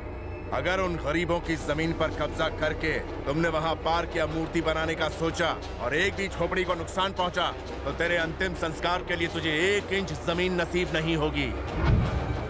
लोगों ने अपनी मर्जी से मेरे पिता की मूर्तियाँ शहर में जगह जगह बनाई हैं। हमें और मूर्तियाँ खड़ी करने के लिए तुम्हारी भीख की जरूरत नहीं है। महान नेताओं को लोगों के दिलों में रहना चाहिए, डांबर की सड़कों और पत्थर की मूर्तियों में नहीं। अब बताओ, ये मूर्ति लगाने का ढोंग तुम क्यों कर रहे हो? वरना ये भी मुझे ही उगलवाना पड़ेगा। नहीं, देखिए, दरअसल बात ये नहीं है, आप गलत समझ रहे हैं। ये शंकर राव का प्लान नहीं था। पार्टी हाईकमांड ने आपको खुश करने के लिए ये फैसला लिया था ताकि आप इनकी पार्टी में शामिल हो सके। वो क्या है ना, आपके उम्मीदवार पिछले 25 सालों से यहाँ से जीतते आए हैं। अगर इस बार इलेक्शन में आपने इनकी पार्टी का साथ दिया तो पार्टी हाईकमांड आपको अपनी पार्टी में बड़ी से बड़ी पोस्ट दे सकती है। पोस्ट सिर्फ नाम की चीज नहीं होती कि बस उसका बिल्ला लगाया और घूमते रहे। वो एक लीडर को दिया गया लोगों का विश्वास होता है। मैं तुम्हारी तरह विश्वासघाती नहीं हूं। मेरी जिंदगी से बढ़कर लोगों की भलाई है।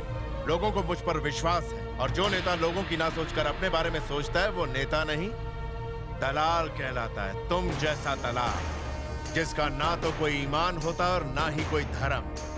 चवन्नी चवन्नी में बिकते हैं तुम जैसे टुच्चे नेता। तुम्हारी पूरी पार्टी चवन्नी छाप नेताओं से भरी पड़ी है, यही सच है। तुम मेरी पार्टी और हाईकमांड की असली ताकत जानते कहाँ हो? अरे इन जाहिल लोगों की मदद करने का क्या फायदा? अगर आज के बाद मेरे सामने ऊंची आवाज में बात की या मेरे लोगों के बारे में कुछ भी गलत कहा,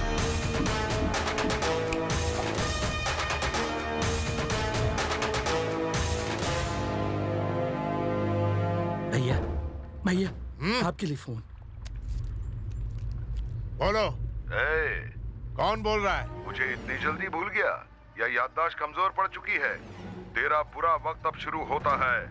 तेरे परिवार से किसी आदमी को नहीं बख्शूंगा। तेरी भतीजी मेरे कब्जे में है। देख कैसी इज्जत की धज्जियां उड़ाता हूँ उसकी। बचा सकता है तो उसे बचा ले, लेकिन इसके लिए तुझे गोरखपुर अकेले आना होगा।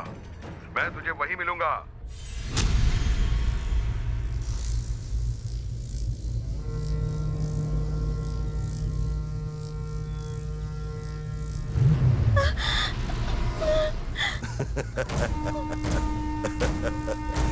तेरी आंख खुलने से पहले ही तुझे मार देता। फिर सोचा तुझे कैसे पता चलेगा किसने मारा? तू सुपारी लेने से पहले मारने वाले की अच्छी खासी मालूमात ले लेता है ना? और मैं मारने से पहले मरने वाले को अपनी पूरी मालूमात देता हूं, फिर मारता हूं, समझे? अपना स्टाइल। तूने उसको 2 बार मरने से बचा लिया, अब बचा के दिखा। तू आजमगढ़ के टाइगर का बेटा है, कहीं तू चूहा तो नहीं है ना?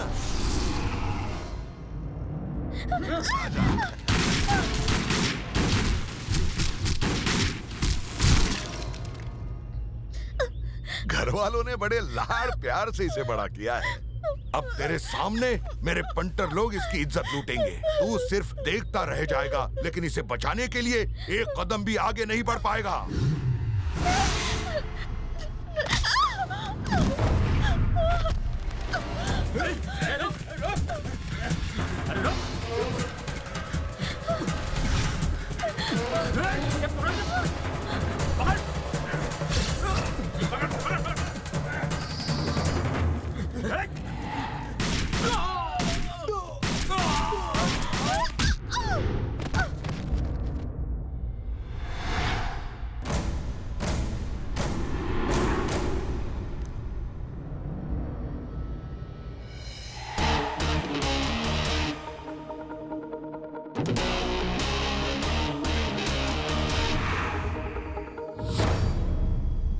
गोली से छलनी कर दो।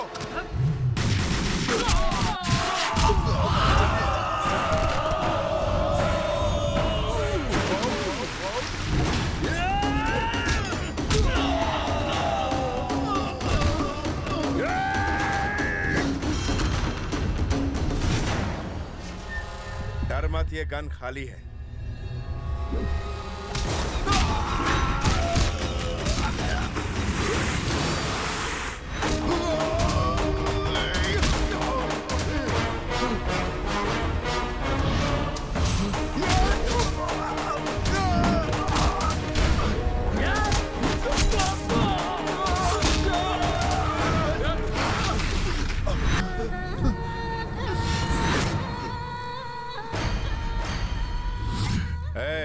खंजर खिसका तो तेरी जिंदगी खिसक जाएगी। तुझे इतनी आसान मौत नहीं दूंगा मैं।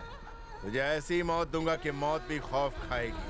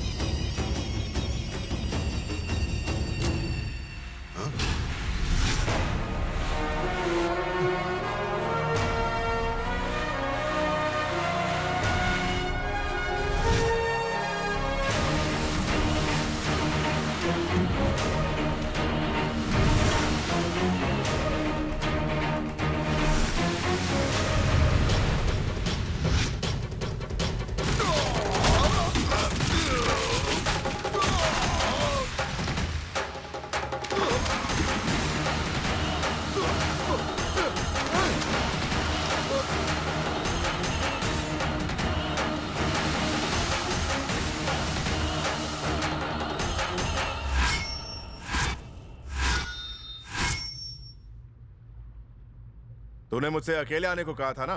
तू शायद भूल गया कि मैं अकेला ही 100 आदमियों के बराबर हूं। कहते हुए शर्म आती है, लेकिन तू तो मेरा दुश्मन कहलाने की भी लायक नहीं।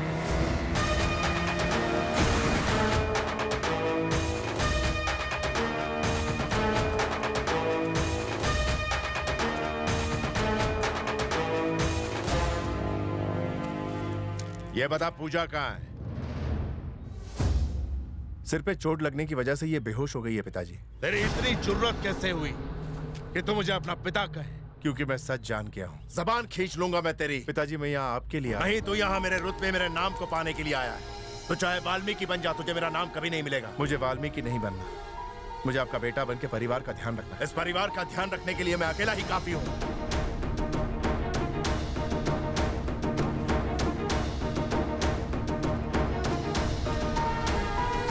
तुझे इस दुनिया में जहां जाना है जा, जिससे रिश्ता बनाना है बना ले। अगर मेरे परिवार से जुड़ने की जरा भी कोशिश की तो तेरी खैर नहीं।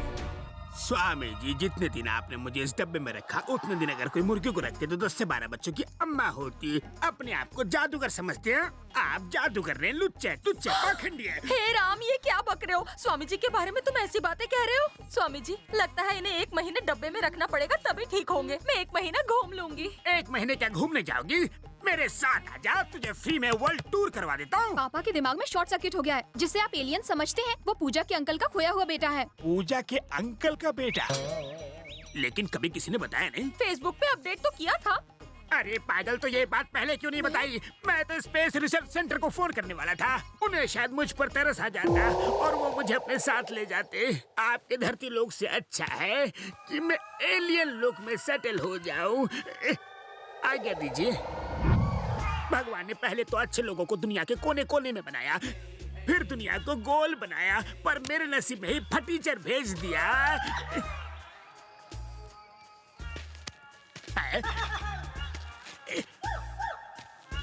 अंकल, आपका दिमाग फिर से घूम रहा है ना?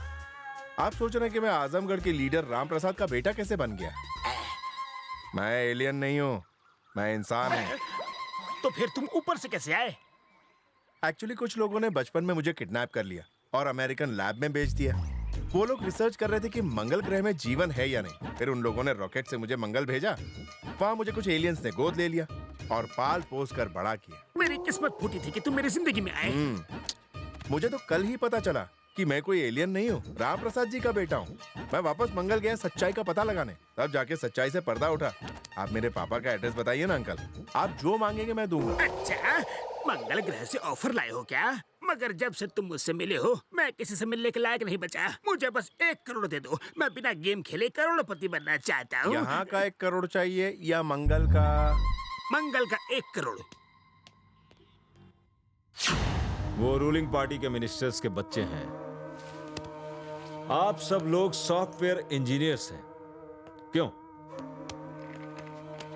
तुम लोग अगर कोर्ट गए तो चारों में से किसी एक का ऊपर जाना तय है। बाकी 3 मजबूरी में आके रोध होके हमारे साथ रजिस्टर कर लेंगे, क्यों? तुम सबको सॉफ्टवेयर कंपनियां मोटी सैलरी देती हैं। उन पैसों को अपने बच्चों के लिए बैंक में एफडी में जमा करते हो। अगर तुम ही नहीं रहोगे तो तुम्हारे उन बच्चों का ख्याल कौन रखेगा? चुपचाप इनको जमीन के कागज दो और चलते बनो। सॉरी सर, मैं जानता हूं कि आप करप्शन को बढ़ावा देके हमें धमका रहे हैं, लेकिन हमारे लीडर ने हमें बिना डरे यहां आपके सामने साफ साफ बात करने के लिए भेजा है।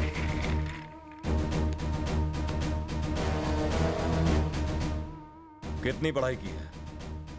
क्या तुम तलवार, चाकू, छुरे, गन चलाना जानते हो? ये लोग इन सारे कामों में एकदम उस्ताद हैं। बोलो ना रे।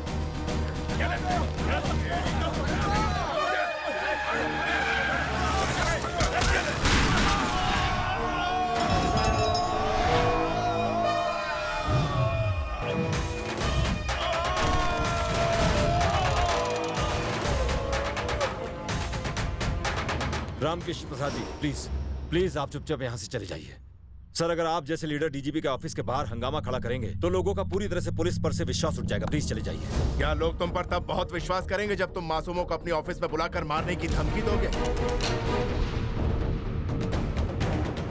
तुम एक जिम्मेदार ओहदे पर बैठे हो, कभी गलत काम करके इसकी शान को कम मत करना। इनसे कहो इन बच्चों से सॉरी कह के इनकी जमीन छोड़कर यहाँ से चले जाए। हम इन 2 कौड़ी के लोगों से माफी मांगे जो सैलरी पे जीते हैं। सरकार हम चलाते हैं, लॉ एंड ऑर्डर तुम्हारे हाथ में है। फिर इस बुढ़े के आगे झुकने की क्या? तुम्हें बीच में नाक घुसाने की क्या जरूरत थी? सर प्लीज प्लीज आप इसे छोड़ दीजिए। अगर इन्हें कुछ भी हुआ तो मुझे मजबूरन आपके खिलाफ एक्शन लेना होगा। तो इंतजार किसका है? लो एक्शन। मुझे मारने का इससे बेहतर मौका नहीं मिलेगा, ना तुम्हें ना तुम्हारे पॉलिटिशियन बापों को। आखिरी बार कहता हूँ कि इसे छोड़ दो, नहीं तो मैं गोली चला दूंगा। तुम्हारे हाथ में पावर है, तुम्हारे हाथ में गन भी है, और तुम्हारी नजरों के सामने क्राइम हो रहा है, तो चलाओ गोली।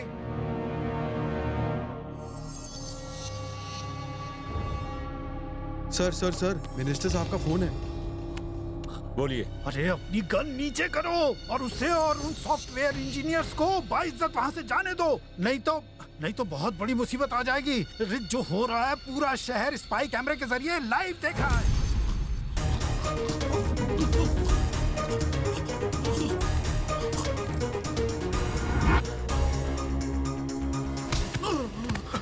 तूने कहा था सरकार तेरी है और तू जो चाहे कर सकता है। अरे तुझे तो सांस लेने में भी तकलीफ हो रही है। पावर अपनी पोजीशन में नहीं होती, अपने आत्मविश्वास में होती है। सॉफ्टवेयर इंजीनियर्स को जमीन खरीदने का हक नहीं है। सच तो यह है कि इन्हीं की वजह से देश तरक्की करता है, जिनकी वजह से आज हमारे स्टेट को पूरी दुनिया जानती मानती। ऐसे होनहार लोगों को डराते हो। अगर आइंदा ऐसे होनहार लोगों को डराने धमकाने की कोशिश की तो चीर के रख दूंगा। आजमगढ़ से यहाँ आके तुमने मिनिस्टर के बेटे पे हाथ उठाया। अगर भारत में रहने वाले किसी भी मासूम शख्स के खिलाफ अन्याय हुआ तो सिर्फ आजमगढ़ ही नहीं, मैं हर जगह जाऊंगा और उस अन्याय को मिटाऊंगा और उस अन्याय करने वाले को मुंह तोड़ जवाब दूंगा। जेल में बैठे उस कैदी से कहो कि मुझे मारने का अच्छा प्लान बना है। मारना चाहता एक शेर को, उस गीदड़ से जाकर कहो एक और कोशिश कर ले।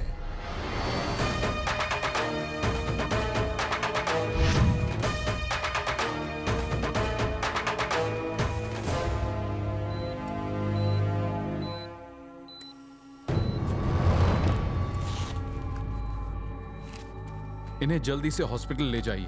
इनकी पल्स रेट तेजी से गिर रही है। अगर इसी तरह चलता रहा तो ये कोमा में भी जा सकते हैं।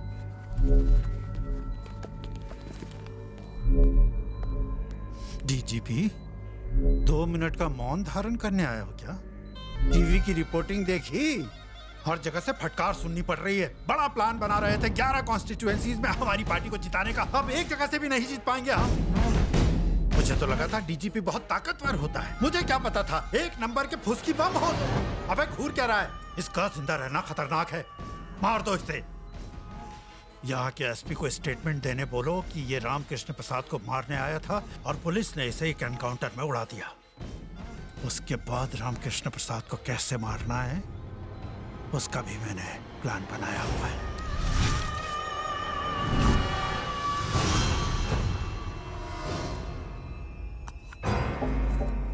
रामकृष्ण प्रसाद को मारना तुम्हारे बस की बात नहीं है।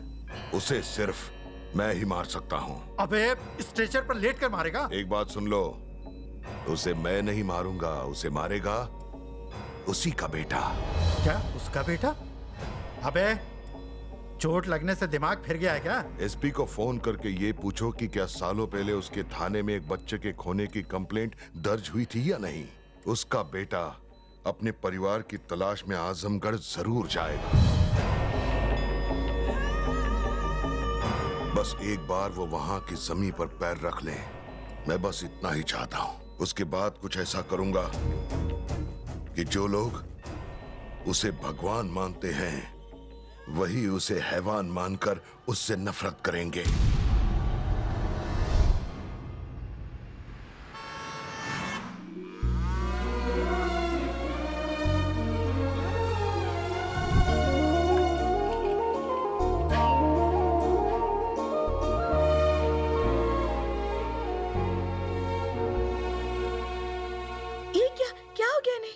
पूछ तो ऐसे रही हो जैसे तुम इसे पहले से जानती हो। हाँ जानती हूँ। अगर तुम्हें इसके बारे में पता था तो बताया क्यों नहीं? अंकल ने मुझे बताने से मना किया था। साथ ही अंकल ने मुझे एक और जरूरी बात कही। उन्होंने कहा कि इनके सौतेले माँ बाप ही इनके असली माँ बाप रहेंगे। अगर आपको इस बात की खबर मिलती कि सालों पहले आपका बिछड़ा हुआ बेटा लौट आया है तो आप मायूस हो जाते, इसलिए उन्होंने मुझे मना किया।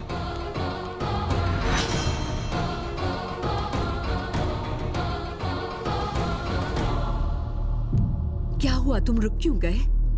अंदर आओ बेटा। जिंदगी में मेरी सिर्फ 2 इच्छाएं हैं। मैं इस घर में अपने पोते और बेटे को एक साथ देखना चाहती थी। मेरा पोता तो वापस आ गया है। अब तुम इस घर के अंदर आकर मेरी दूसरी इच्छा भी पूरी कर दो। सिर झुकाए खड़े रहोगे तो कुछ हासिल नहीं होगा। मैं इसके सामने गिड़गिड़ाया, हाथ पैर जोड़े, फिर भी नहीं माना। सिर पे जोर से लकड़ी मार के बेहोश कर दिया, फिर यहाँ पे लेके आया। कितना मुश्किल काम था। अरे इस चक्कर में मेरी 20 लाख की रोलेक्स की घड़ी गुम हो गई। गई तो गई, लेकिन मैं इसे सीधा यहाँ पर लेके आया। आप हमारे घर के चिराग को यहाँ लेकर आए हैं। रोलेक्स की घड़ी तो छोटी चीज है, मैं आपको उससे भी महंगी दिला दूंगी। घड़ी के साथ साथ मेरे गले से सोने की चेन भी कहीं खो गई। आते वक्त रास्ते में ही गिरी होगी। ओ माँ।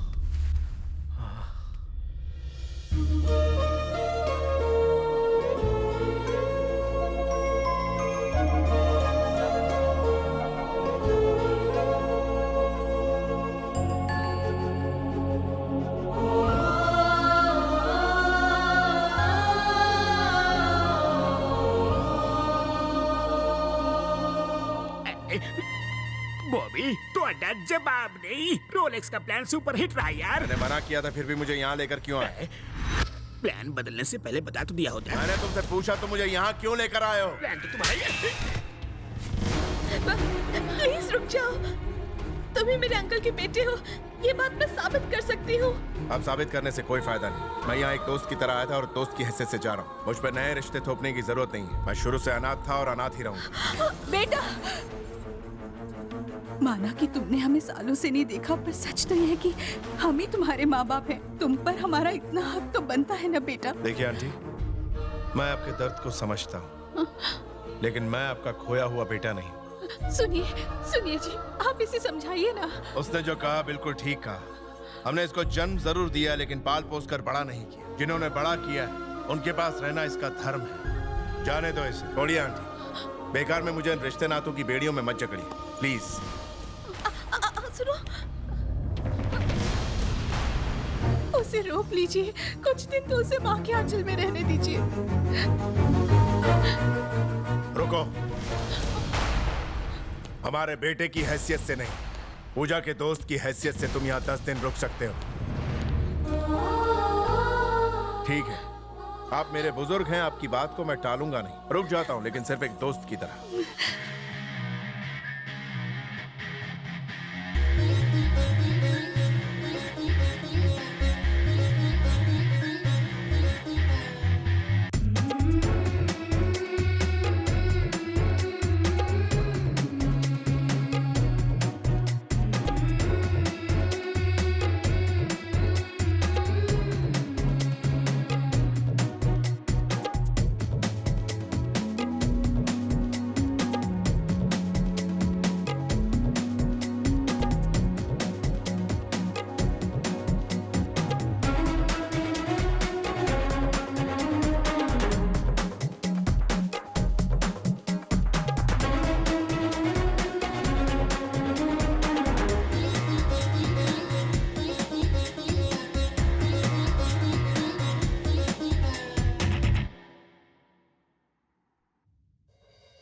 रुको, हमारे परिवार की फोटो तोड़ के तुमने अच्छा नहीं किया। इस परिवार को ना अपनाओ ये मैं बर्दाश्त कर सकती हूँ, लेकिन इस घर का मालिक, इस घर के मालिक की तुम बेइज्जती करोगे ये मैं कभी बर्दाश्त नहीं करूंगी। आपका बेटा पीछे वाले घर में क्यों रहता है?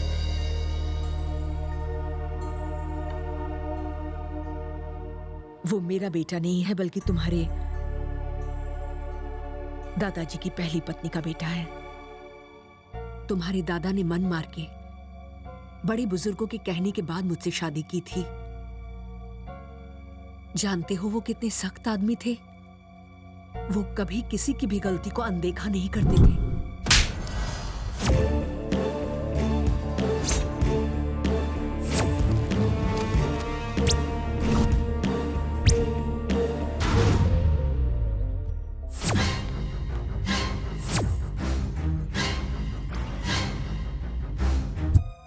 मेरे पति तो नहीं रहे, लेकिन उनकी दी हुई सजा को वो आज भी मान रहा है।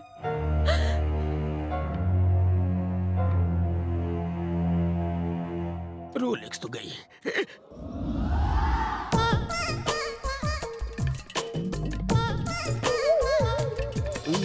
देखो, अब बहाने बनाना बंद करो। मुझे पैसों की सख्त जरूरत है। आप मुझे देंगे कि नहीं? क्या नहीं है तो फिर मेरे वादे का क्या होगा? मैंने किसी को 1 करोड़ देने का वादा किया है। बॉबी, वो मैं अपने पापा से आपके पैसे की ही डील कर रहा था। पापा से? कौन से पापा? किधर है? वो मेरे स्टेप पापा ऑनलाइन है ना। तुम्हारा मतलब मंगल ग्रह वाले? हाँ वही। अरे अगर वो ऑनलाइन है तो सिर्फ तुम्हें क्यों दिखते हैं, मुझे क्यों नहीं? अच्छा, तो ये डाउट है। मंगल से आते ही मैंने सिटी आई हॉस्पिटल में अपनी आंखों का ऑपरेशन कराया था, जिसके बाद आंखों से अल्ट्रावायलेट रेज निकली और एलियंस दिखने लगे। अगर आप उन्हें देखना चाहते हो तो ऑपरेशन करा लो।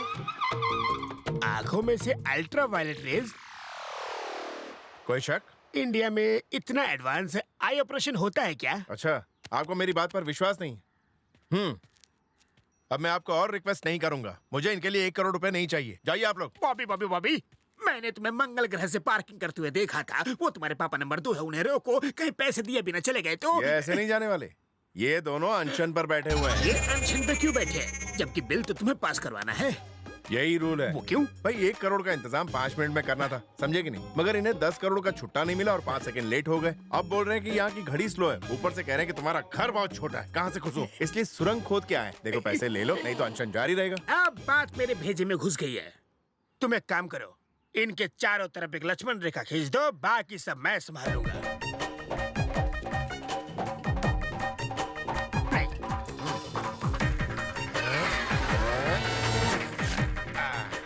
बॉबी, अब तुम जाओ और चैन की सांस लो। फिर आपके पैसे का क्या होगा? वो मैं वसूल कर लूंगा। कैसे? मैं इन्हें जूस पिला के इनका अनशन तुड़वा दूंगा। Thank you.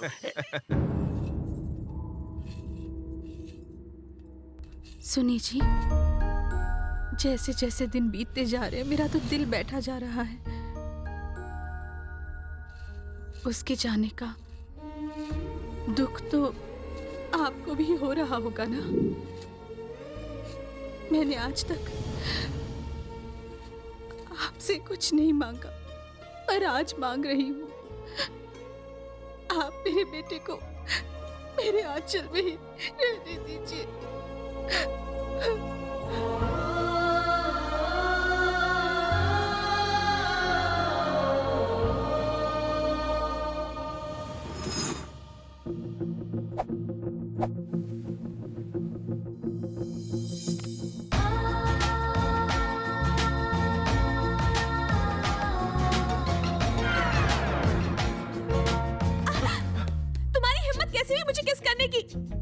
अगर किस करने का इतना शौक है तो शादी क्यों नहीं कर लेते मुझसे?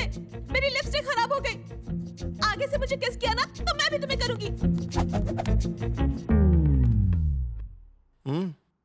मैंने ऐसा कुछ भी नहीं किया। आपने तो कुछ नहीं किया, इसीलिए तो उन्होंने किया।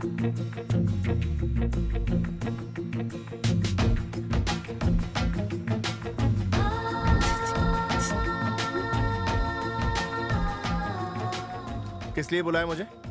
किस के लिए? देखो, ये सब अच्छी बात नहीं है। आखिर तुम मेरे साथ ऐसी हरकतें क्यों कर रही हो? क्योंकि मेरे राजा तुम ये सब नहीं करते मेरे साथ, इसलिए। ये क्या कह रहे हो तुम? शादी से पहले टेस्ट ड्राइव करना चाहते हो? नहीं तो शादी नहीं करोगे मुझसे? भैया, बिना टेस्ट लिए शादी करेंगे तो क्या बिगड़ने वाला है, और टेस्ट लेके भी शादी करेंगे तो भी क्या उखड़ने वाला है। हालात तो वही रहने वाले हैं। बिटिया, छोड़ना मत। देखा तुमने कैसे तुम मेरे जाल में फंस गए? काश तुम मेरी बाहों में हमेशा के लिए आ जाओ मेरे राजा। कुछ खा लीजिए, नहीं तो पानी पी लीजिए। ये देखिए, मिनरल वाटर है, इतने ऊपर से आए हैं। खा लीजिए, नहीं तो दिल्ली पुलिस आएगी तो भाग भी नहीं पाएंगे। तुम यहाँ बैठकर आखिर कर क्या रहे हो? बोरियां लादने के लिए ट्रैक्टर आने वाला है। अरे ट्रैक्टर तो क्या, यहाँ पे साइकिल भी नहीं आने दूंगा। आखिर क्यों नहीं आने दोगे? अगर ट्रैक्टर यहाँ आएगा तो इनकी जुताई बुआई हो जाएगी। भैया जी, भैया जी, भैया जी! अरे इतना चिल्ला क्यों रहे हो? ये पागल खाने से भाग आया है। पागल खाने से नहीं भागा, ये मेरा दोस्त और वो क्या होता है? योगा कर रहा है, इसमें हवा से बातें करते हैं। इसमें सांस बाहर छोड़ते हैं और ताजी सांस अंदर लेते हैं। जाओ अपना काम करो। ठीक है। क्या हुआ? हालचाल ठीक तो है ना अंकल? अब तुम्हें क्या हाल बताओ? नींबू निचोड़ निचोड़ के मेरा खुद का नींबू पानी बन गया है, लेकिन तुम्हारे पिताजी नींबू पानी पीते ही नहीं। ये देखिए, पैसों के साथ साथ लेटर भी छोड़ गए। इसमें लिखा है उन्होंने अनशन तोड़ दिया है। अच्छा, मैं भी देखूं। मगर पैसे तो दिख ही नहीं रहे। अपने हाथ फैलाइए।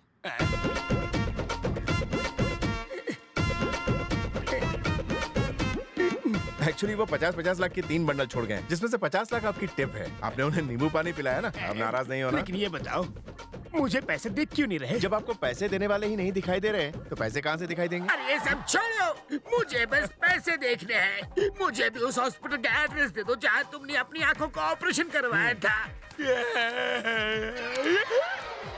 ये सारे पैसे मेरे हैं। एक बात बताता हूँ, शॉर्टकट से पैसे कमाना भूल जाओ, अपनी मेहनत से पैसे कमाओ। आगे से शॉर्टकट नहीं मारोगे ना, जाओ निकल लो। I love you।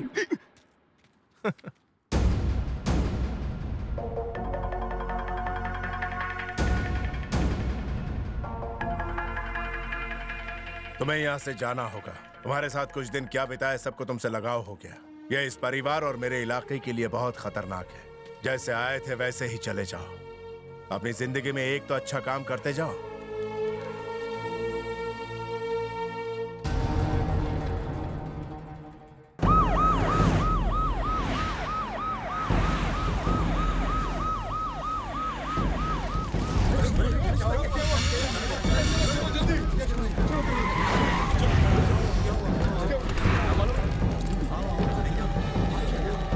रुक जाओ।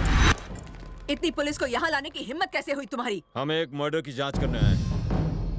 तुम मर्डर की इन्वेस्टिगेशन के लिए इस मंदिर में आए हो? निकल जाओ यहाँ से। ये देखिए, हमारे पास सबूत हैं और कोर्ट ने जरूरत पड़ने पर उसे गिरफ्तार करने का हुक्म भी दिया है। ये लोग ऐसे नहीं मानेंगे, इन लोगों को सबक सिखाना ही पड़ेगा। रुक जाओ। अगर इनके पास कोर्ट का ऑर्डर है तो कानून को अपना काम करने दो।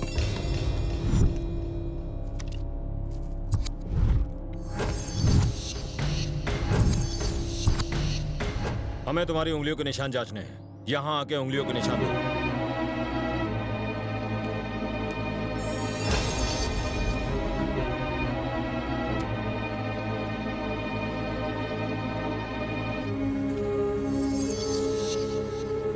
सर, खूनी के फिंगरप्रिंट्स और इसके फिंगरप्रिंट्स दोनों मैच हो रहे हैं। यही है हत्यारा।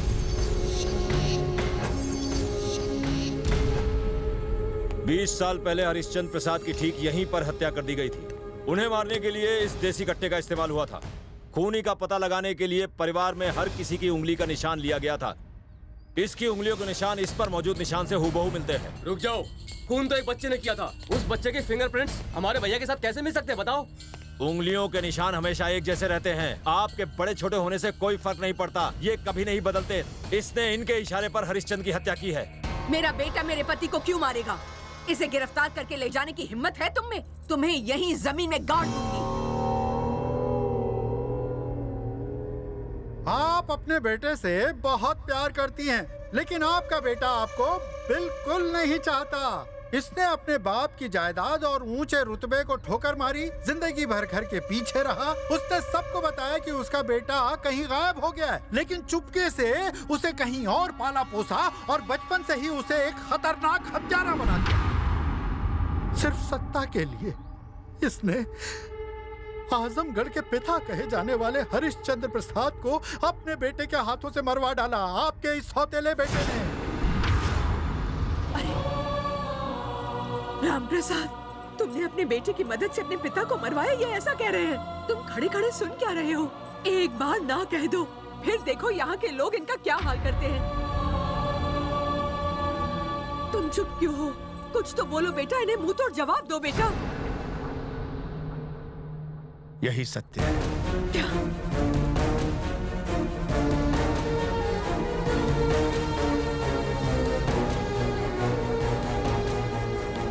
छूना मत छूना मुझे।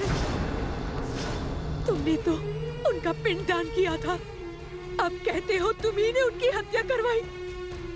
आज तो बेटा तुमने उनकी आत्मा की भी हत्या कर दी।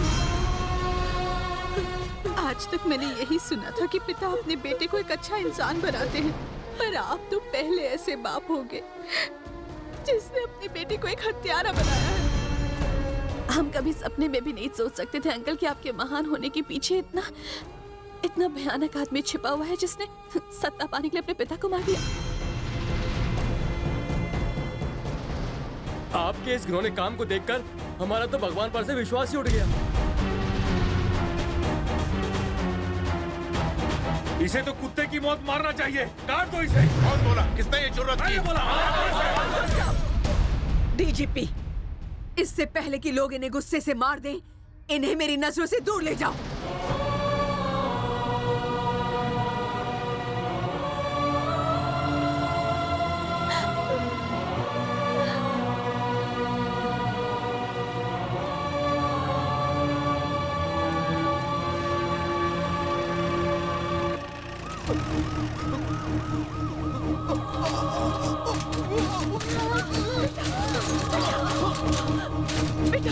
हाथ मत लगाइए।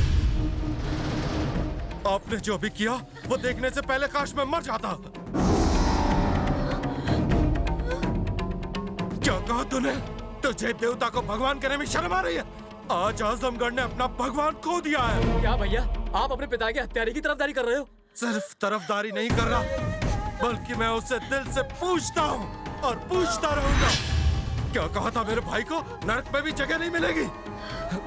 जब सरकार ने भी तुम्हारी परवाह करना छोड़ दिया था, तब मेरे पिता ने तुम्हें अपना बच्चा मान के तुम्हारी जिंदगी संवारने के लिए अपना खाना पीना उठना बैठना सब भूल गए थे। मेरा भाई एक पहाड़ की तरह उनके पीछे हमेशा उनकी रक्षा करता रहा। अब बोलो। मेरा भाई वो भगवान है जिसने तुम सब लोगों की खातिर अपना बेटा न्योछावर कर दिया और उफ तक नहीं की।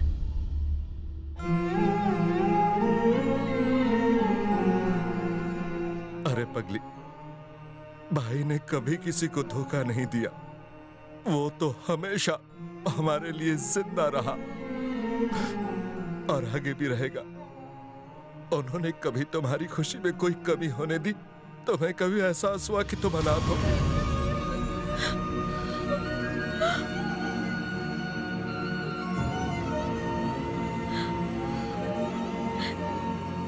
ये आप क्या कह रहे हैं अंकल? मैं एक अनाथ हूँ? मैं इस परिवार का हिस्सा नहीं हूँ? आज से 25 साल पहले जब पिताजी फॉरेन इन्वेस्टमेंट लाने के लिए लंदन कॉन्फ्रेंस में गए थे, तभी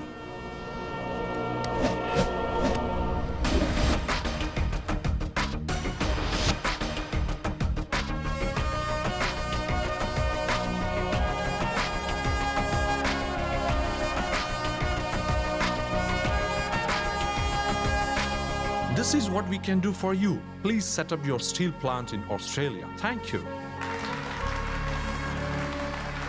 thank you mister Peterson.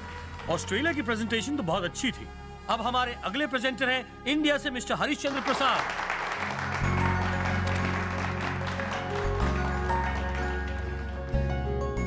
May I connect your laptop to presentation slide? मेरे पास कोई लैपटॉप नहीं। इन्हें तो लैपटॉप की स्पेलिंग तक पता नहीं होगी। ये इंडिया से जो हैं।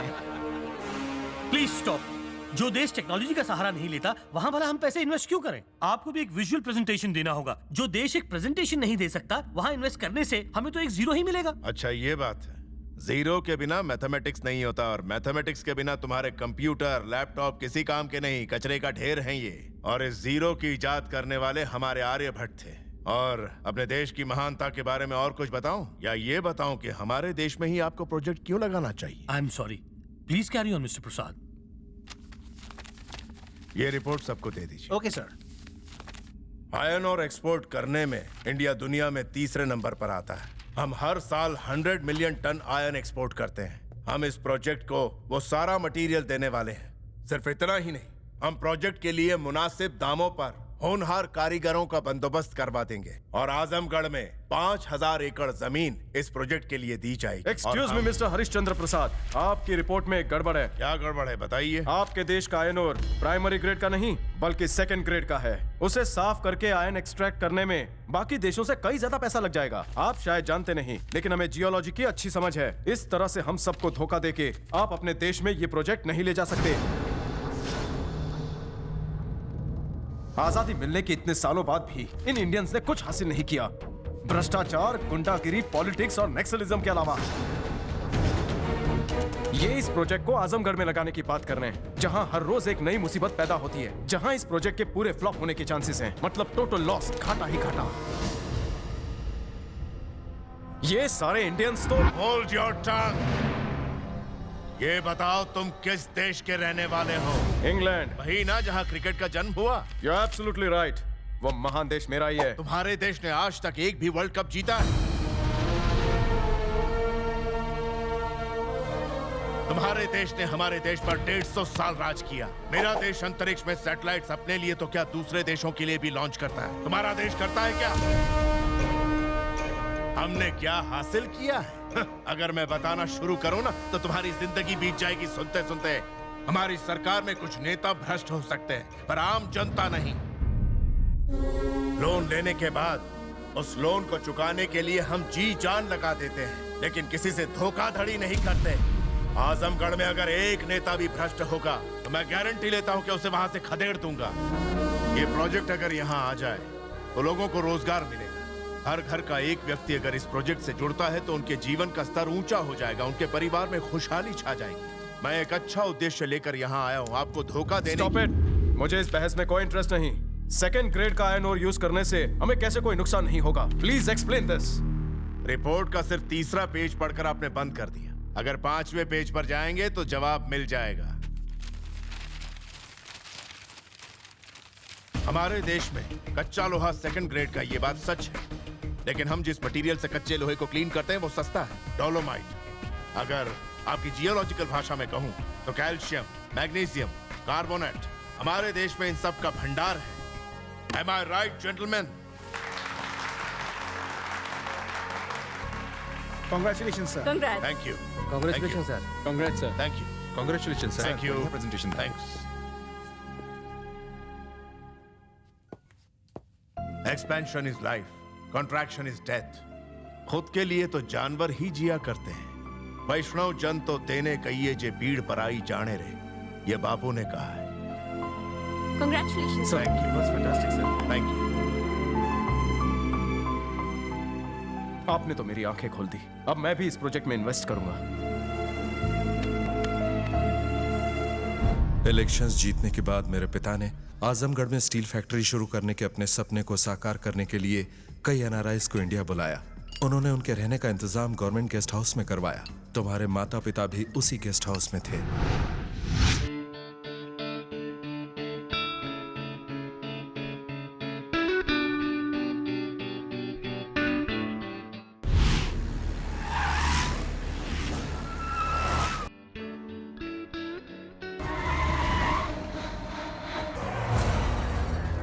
वहीं रुक जाओ।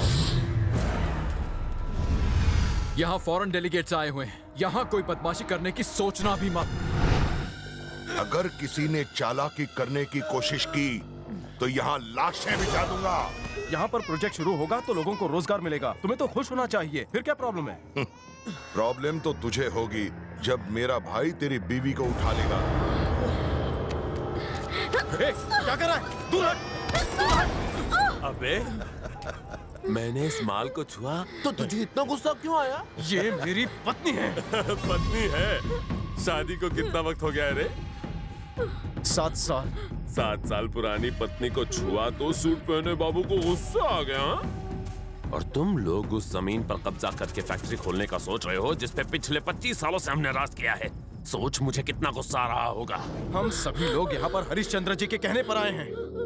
अगर हम में से किसी को कुछ भी हुआ तो तुम में से कोई नहीं बचेगा। उस बुढ़े पे बड़ा भरोसा है तेरे को?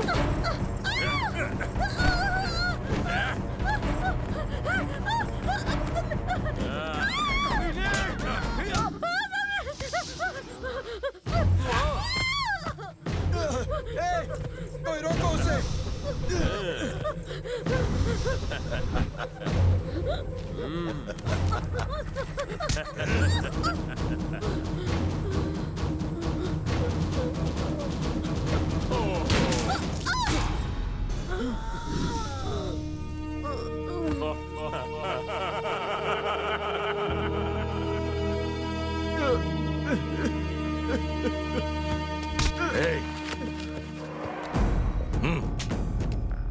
डीएसपी, देखा ना तूने कितनी पावर है मेरे लोगों में, कितनी आसानी से मार दिया हमने तेरे फॉरेन डेलीगेट्स को। ये लोग रूलिंग पार्टी के एमएलए की जमीन पर फैक्ट्री बनाने का सपना देख रहे हैं। तूने देखा ना यहाँ अभी क्या ड्रामा हुआ? जा जाके ये उस बूढ़े को बता दे। और ये पकड़, इन पेपर्स पर उस बुड्ढे की साइन लेकर आना। इसमें लिखा है कि ये लोग यहाँ इन्वेस्ट नहीं करना चाहते। ये लैंड सरकारी नहीं है, ये प्राइवेट लैंड है। बिल्कुल देर मत करना, 30 मिनट बाद एक एक करके सबकी लाशें यहां गिरा दूंगा। जा, जल्दी जा।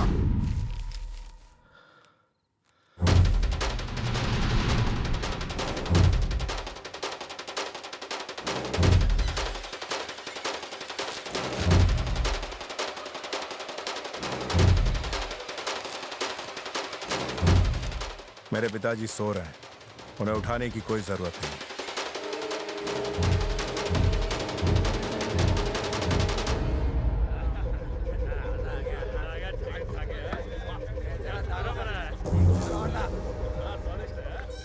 भाई 1 घंटा पूरा हो गया और इंतजार नहीं होता।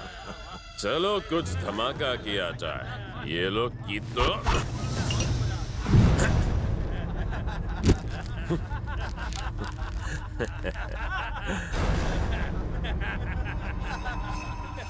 उस बुड्ढे पर विश्वास करने से बेचारे भोले भाले लोगों की जानें चली गईं। इसमें हमारी कोई गलती नहीं है, किस्मत का खेल है।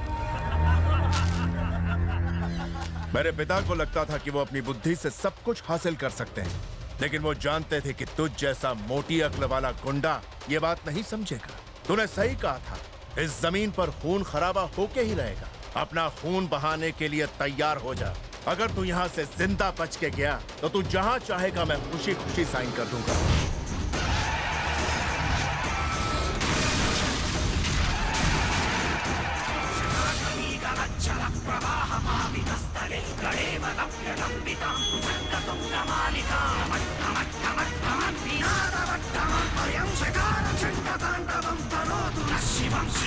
मेरे 100 लोगों को मारने के लिए देखो एक अकेला सरफिरा आया है।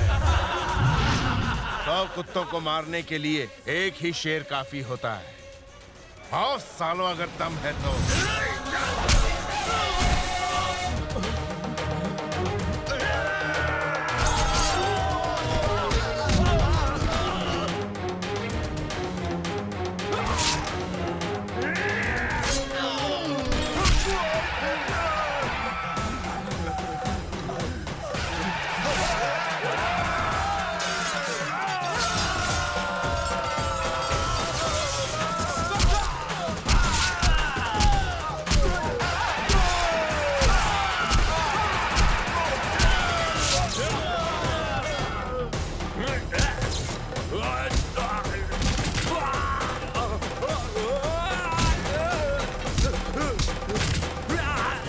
छोड़ दो उसे, मैं भीख मांगता हूँ, हाथ जोड़ता हूँ, उसे छोड़ दो।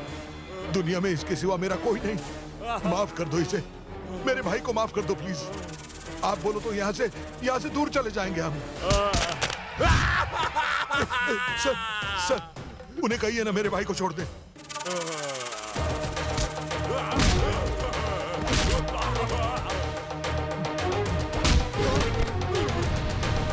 मैं अपनी गलती मानता हूँ, छोड़ दीजिए इसे।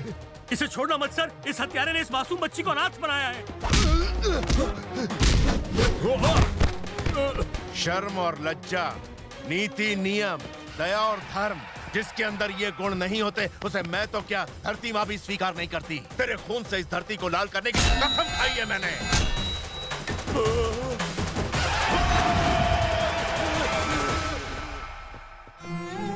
आज हमारी वजह से इस बच्ची ने अपने माँ बाप को खो दिया, ये अकेली हो गई। आज से इसको पालने की जिम्मेदारी हमारे परिवार की है। आपने भैया को हमेशा के लिए यहाँ से निकाल दिया माँ। ऐसा क्यों किया?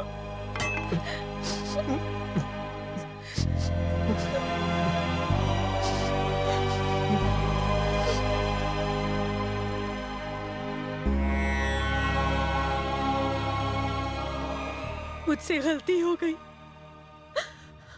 मैं उसे घर लाऊंगी।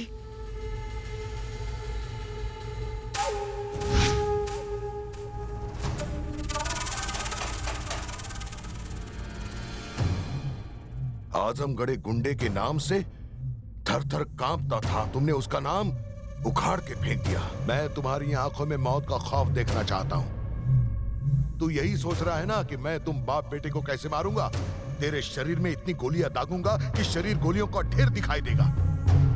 तू मरते मरते डर से चिल्लाएगा और वो सुनते ही लोगों के मन में नागेंद्र का डर फिर से फैल जाएगा। गली गली बच्चा बच्चा चिल्लाएगा, अरे जल्दी से सो जाओ, नागेंद्र भाई आया है। सिर्फ आजमगढ़ को ही नहीं, पूरे राज्य को मेरे खौफ से डराऊंगा।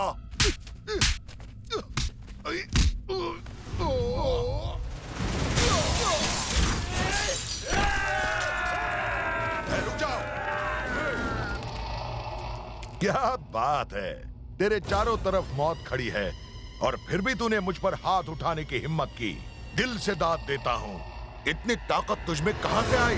ये मेरे पिता के दिखाए गए नेक रास्ते की ताकत है, उनके बताए उसूलों की ताकत है। अरे कौन से उसूल? जिंदगी से बड़ा उसका मकसद होता है। अगर वो मकसद लोगों की भलाई के लिए हुआ तो बुराई चाहे कितनी भी बड़ी हो अच्छाई के आगे घुटने टेक देती है। तेरे बाप के उसूल उसकी जान नहीं बचा पाए, तुझे कैसे बचाएंगे? उस बोर्ड पर जरा नजर घुमा। बोर्ड?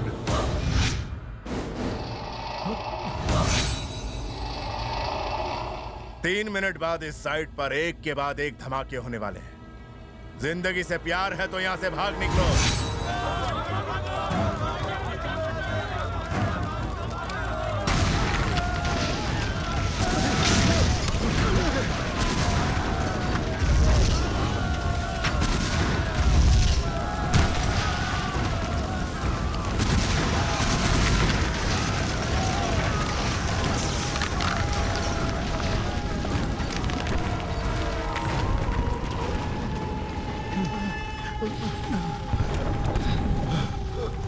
अरे भैया, जान बची तो लाखों पाए। हाँ, लगता है वो बाप बेटे तो अपने आप ही मर खप गए होंगे।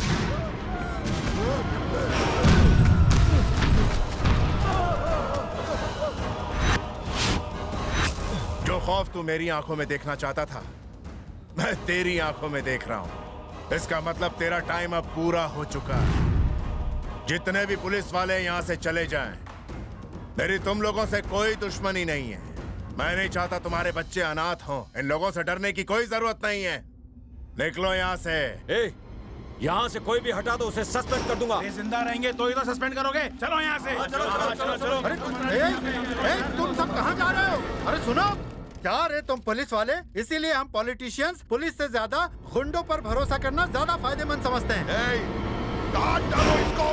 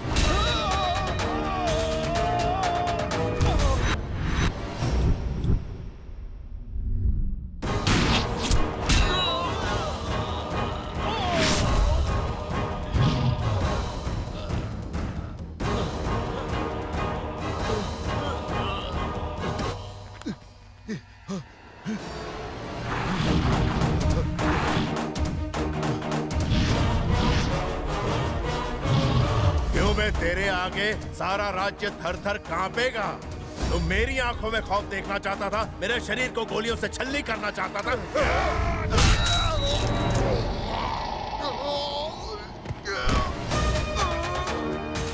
ऊपर वाले ने मेरे परिवार को सब कुछ दिया, लेकिन वो एक चीज देना भूल गया, और वो है खौफ।